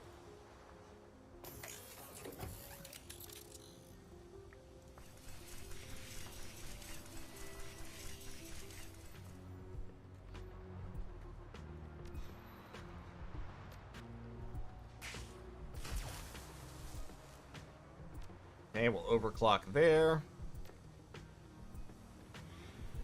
Let me get a haste on Jimbo.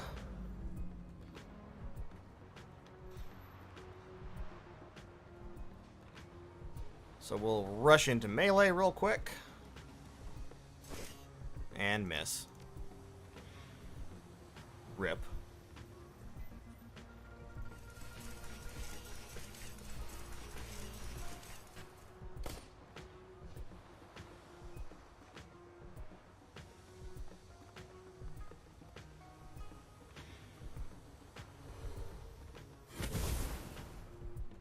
Okay, that should be fine. Nice. Okay, so let's take care of all the other chi points, and then we will desecrate the shrine last. Okay, do that. Is there another chi point over here? Or one on the bridge or anything? Is there a spot to piss in the pond? No? Okay, well, desecrate the shrine, I guess. That's the one. 100% desecration achieved. And now it is time to make like a banana and get the fuck out. Oh, well. Hi, guys. Hello. How's it going? Mages. How dare they? On behalf of Wuxing Incorporated, we've been instructed to prevent your further vandalizing of the company's property and assets. However, they never specified how, so I vote we do this the easy way. Leave no survivors.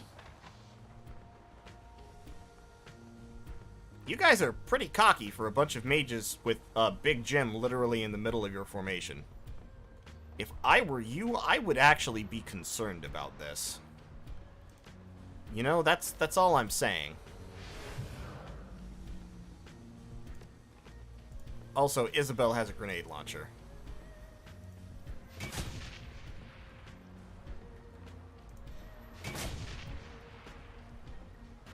So, you know, there's that.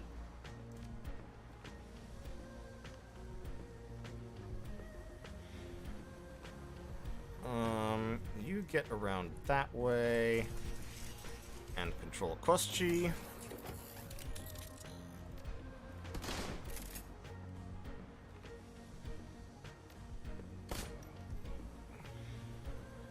Alright, Jim. He's got 12 hit points. Let's actually hit that one with the double hit.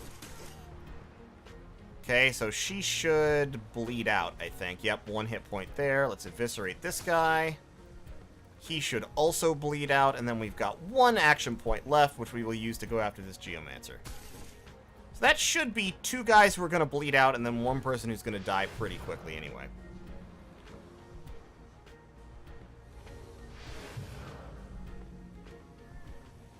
Yep, there they go.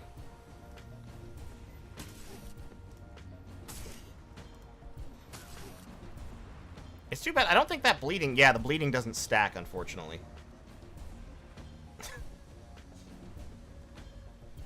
You're cocky for somebody in fisting range? Yeah, exactly. Okay.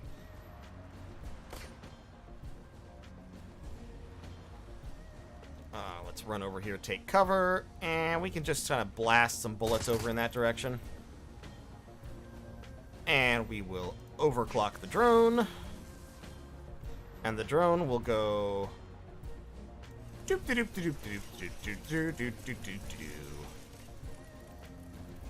Hey, how do you feel about being kneecapped? Bad? Too bad. That's a real shame. Also, this guy keeps breaking my armor, and he don't think he understands that he's about to be murdered, and armor will not stop that. Alright, there we go. Well, the Wuxing geomantic security has indeed been eliminated. You're the electric sensation of the chi dancing across your skin. The feeling is noticeable to those not even magically attuned. The disruption here is that strong. Behind you, the trapped and turbulent chi swirls inside the iconic Sky Tower atrium. You can actually see the air around the atrium warp and ebb as the chi surges and breaks against the obstacles around it, looking for a way to move, to flow, and finding none. The job is done. You have desecrated the Wuxing Lotus, and in doing so, blemished the prideful face of a megacorp. Perfect! I imagine this is what it must feel like for an attuned person in the walled city. Must be unbearable. Alright, here we go! Well done, team. Everyone has a weakness that can be exploited. The change in feng shui should keep them spinning for months. And with Wuxing focused on restoring their temple, it will be a long time before they discover the full extent of your assault. But yeah, so that is what a good close range guy like Big Jim does. Oh my god, it's the fucking bots again. Are you serious?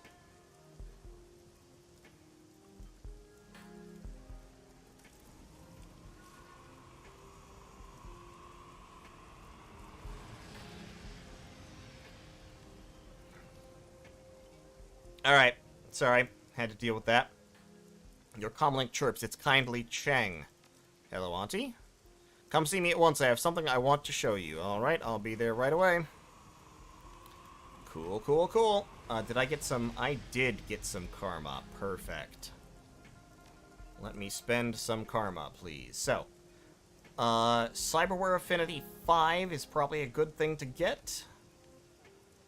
But I'll get that next time. What I'm going to do is I'm going to grab Strength 6 immediately. And then next time I level up, I'll have 4 extra points, so I'll have like 12 or 13. And I'll be able to grab Close Combat and Cyberware Affinity 5, or maybe I'll push Body up to 6. Actually, no. I'm going to go ahead and push Body up to 6 right now. And then next time I'll level up Strength and Close Combat.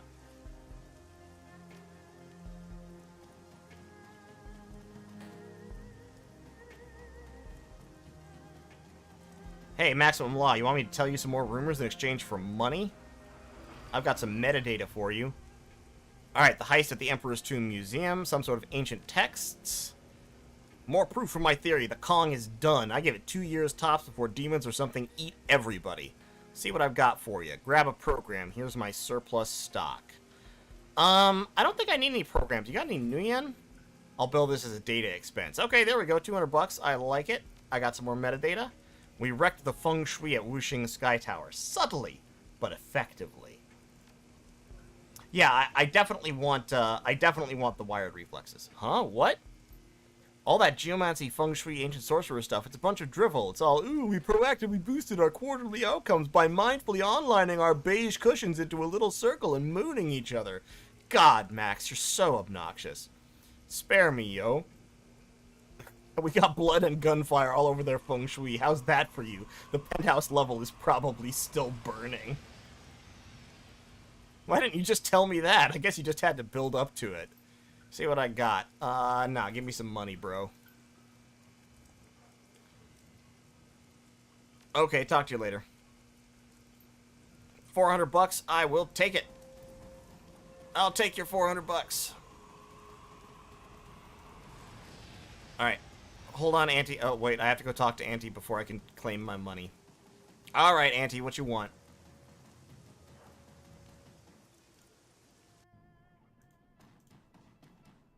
Hey, Doctor. A rotund, balding dwarf in a cheap suit turns to face you. Light glints from the heavy gold chains that hang around his neck. Why are you wearing gold chains? Why aren't you wearing an expensive suit? When he speaks, the voice that greets your ears is high and nasal and has been contorted into a rough approximation of a New York accent. Chang was kind enough to arrange this little sit-down between us. You can call me Dr. Shenyang. Always good to meet a paying client. His grift is as soft as his palm is moist. It's like shaking hands with a boneless ham. You share a long, uncomfortably flaccid handshake before he finally releases you. Looking for a little outside help on a problem I've been having. Ordinarily, I'd handle it myself or if some of my friends see to it, but it's kinda delicate, you know? My guys would be noticed before they made any headway on my problem, so I figure, hey, I hire contractors all the time. Might as well get some contractors of a different stripe. Tell me about your problem, maybe we can help. I run a little film studio, Southern Crown Films. We mostly do trid work, but we record some sims, too. Maybe you've seen some of my stuff. Space Mongols from the Moon, The Flavor of Pomegranates, Ultimate Kill Squad. Yeah, sounds familiar, sure. Always nice to meet a fellow film enthusiast.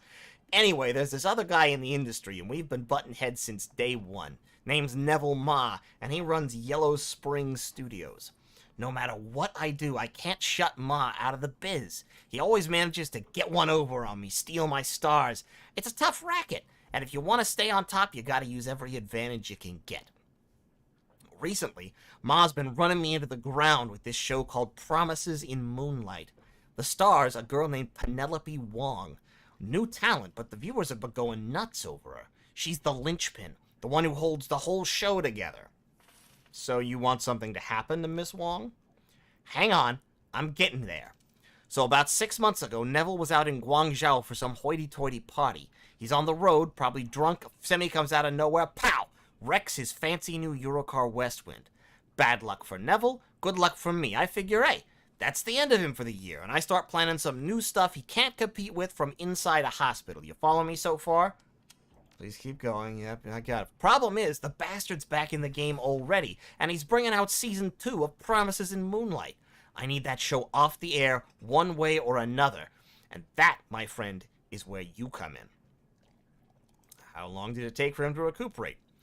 I tell you, kid, he should have been in that hospital for at least 3 months, and in physical therapy a lot longer. Only took him like a week to get out. Couldn't frickin' believe it. That kind of medical care costs top dollar. He's got a lot of money, but not that much. Recovery time like that means one of two things is going on. Neville could have found himself a silent partner, someone willing to pay top dollar for cutting-edge care. I don't think it's likely, but it could have happened. If it ain't that, the smart money says he's been skimming off the top of Yellow Spring's earnings and not reporting it to the other shareholders. And you want me to look into that, I take it. I need you to go get me something to blackmail Neville with. Find out how he could afford to get out of the hospital so fast. He works out of his penthouse most days, so search his computer, closet, sock drawer, whatever. There's gotta be something incriminating in there. Alright, where's the penthouse? I'm sorry, I'm not gonna do Dr. Shen Yang's obnoxious New York accent anymore. Alright, lives in Repulse Bay. Lucky for you, though, Neville's throwing a party. Celebrating the second season launch. Gonna make it a real snarl of business security. Might also want to hit up the party if you can bluff your way in. Everyone close to Neville will be there. Some discreet questioning might get me the dirt. If you go to the party, don't use your real name. Go with Argyle. Should be safe enough. There's nobody in the biz out here with that name, so nobody will ask any questions about how your work's going. Couldn't you just make a better show? Big Jim's over here like, why don't you just make a better show if you're better at making shows than he is? I don't get why this is such a problem. Not gonna do that one. Cheng talked you up when I approached you with this job. Job should be cake. Alright, blackmail material is what I need more than anything, but if you can get Penelope Wong out of her contract, I'll pay you extra. Okay, don't want you starting a scene. You interrupt the party, make a mess, or trash the apartment, I'm not paying you. Why the concern? I want to know why. Because it's gauche and I can't have Mon knowing I'm after him. In my business, everybody's got dirty tricks, but if you make it public, that's it. Your career is dead as the People's Republic of China. Don't embarrass me, okay? Alright, got it. Make sure you're not only paid well, tell all my friends you come highly recommended. Alright, sounds like we have a deal. Cool, great. When you're done, drop Chang a line. I'll come meet you back here and hand over the money. Great. Love it. Perfect. Wonderful. Okay, Kindly, what do you got? So the crew is waiting for you. Kindly Cheng's cheeks are flushed and glowing. She's already hit the bottle pretty hard. Ah, Big Jim, you're here. Excellent. Good to see you. They both have expressions to say they'd rather be anywhere else. You said you had a lead, Auntie? I did, and I do. The wiretap we placed on the police force has borne fruit. My people have delivered a snippet of a recorded video call between the plastic-faced man and Chief Inspector Crate of the Special Duties Unit. Whoa, this should be good. Unfortunately, it's only a snippet. There were some technical duties with the tap. The person responsible has been sacked, by which I assume she means put into a sack and thrown into the harbor. Okay, loud crackling noise. Say that again. There's something wrong with this line. I said my client isn't interested in hearing more excuses, Inspector. God, that looks bad. That's what I thought you said. I'm not making excuses, mister. I have a department to run. Not for much longer if these two Westerners aren't found. They're linked to this Raymond Black somehow, and my client wants them out of circulation immediately. The two runners are his accomplices, too. The little orc and the dwarf at the cyberdeck. Gobbet looks at Isabel wide-eyed and swallows hard. I'm aware, Inspector. Thank you. We don't know how much any of them know, and my client is adamant that the risk be mitigated immediately. I've already made this the SDU's highest priority. If Josephine wants more resources on it, I'm going to need allocations from elsewhere in the department. That's a problem that can be easily dealt with. My client wants this over now. No more excuses, no more fuck-ups, no more cops floating in the river. Kindly Cheng smiles at that and pours herself a shot. Tell her we're redoubling our efforts. Very good. Dead or alive, you bring them to me. My client requires my personal verification that the threat has been eliminated. Hang on, this line's getting worse. Okay, then the recording ends. That's the guy we saw in the surveillance footage. The one who killed Raymond Black. That plastic face looks a lot cooler close up. I'm sorry, Gobbet, you've got terrible taste in faces. Nothing else I can say. I think it's kind of pretty. Isabel, too. The video doesn't tell us much. We already knew there was an APB on us. All we're sure of now is that the man with the plastic face is definitely working for someone else. This Josephine. That all we have, Auntie? A first name? Not just a first name, Gobbet dear. It's the first name. Josephine Tsang. She's the one pulling the strings. That disease-riddled dog fucker. I should have known it was her from the beginning. Wow, Kindly. Tell us how you really feel. She had the nerve to call down the heat on my runners on Nightjar. That scabrous fossil is going to pay. Is a friend of yours? She's the CEO of Tsang Mechanical Services and a member of the Hong Kong Executive Council. Josephine... okay. Yeah, okay. Kindly has feelings about this. Tsang Mechanical Services, B-rated corporation before she married into the Tsang family, but after she fought for and won the contract to rebuild Kowloon Walled City, their fortunes rose. The same place Raymond Black hired my runners to take him. I've already connected the dots. I don't know what it means, but it clearly means something. So, what's the connection between Josephine Tang and the plastic-faced man? Don't know yet, but I will. He called her his client. Right now, all we know is that he is her instrument, the one who killed Raymond Black. Raymond's not dead. Yes, you may have mentioned that before, Gun Show. Okay, so what do you know about her? She was Philanthropist of the Year for the last 2 years. Good causes and the kind that get good PR. The face-to-face with the poor work. Beyond being a CEO and a philanthropist, I also know that Josephine Tsang is a lying, conniving bitch. Okay, sounds like you two have a history together. I don't like Josephine Tsang, and I'm gonna fuck her up. Oh, this should be good. It will be delicious, and I may explain why someday, but not today. When I finally get her, you'll be there. I'll make it a party. Okay, what's the next step? We already know who the Executive Council is. So, the plastic-faced man is a third-party operative who's been careless, and he'll live to regret it for a while. Gonna have to explain things to her. So we're gonna find the plastic man, we're gonna hurt him until we know everything he does, then we will use that to strike back at Josephine Tsang. You will have your vengeance, and I will have my satisfaction. So get out. I have work to do. Okay. That, I think, is going to be where we call it for today. It's been about 3 hours, a little over 3 hours. Obviously, there's a lot of more talking to people that we have that we could do around the place, but we're going to start off the next stream of this game, whenever that may happen to be, doing that. But for today, we are going to call it here. So thank you all so much for watching. Hope you're enjoying this. I know I'm enjoying playing it. I just think Big Jim is an absolute peach. And, you know, we're having good fun. And we're digging deeper into this story, into the mystery. We need to upgrade our clothing a little bit. But, yeah, we got some good cyberware. We got some good stuff going on. It's all coming up roses. So, thank you all so much for watching. And I'll see y'all next time. Take it easy.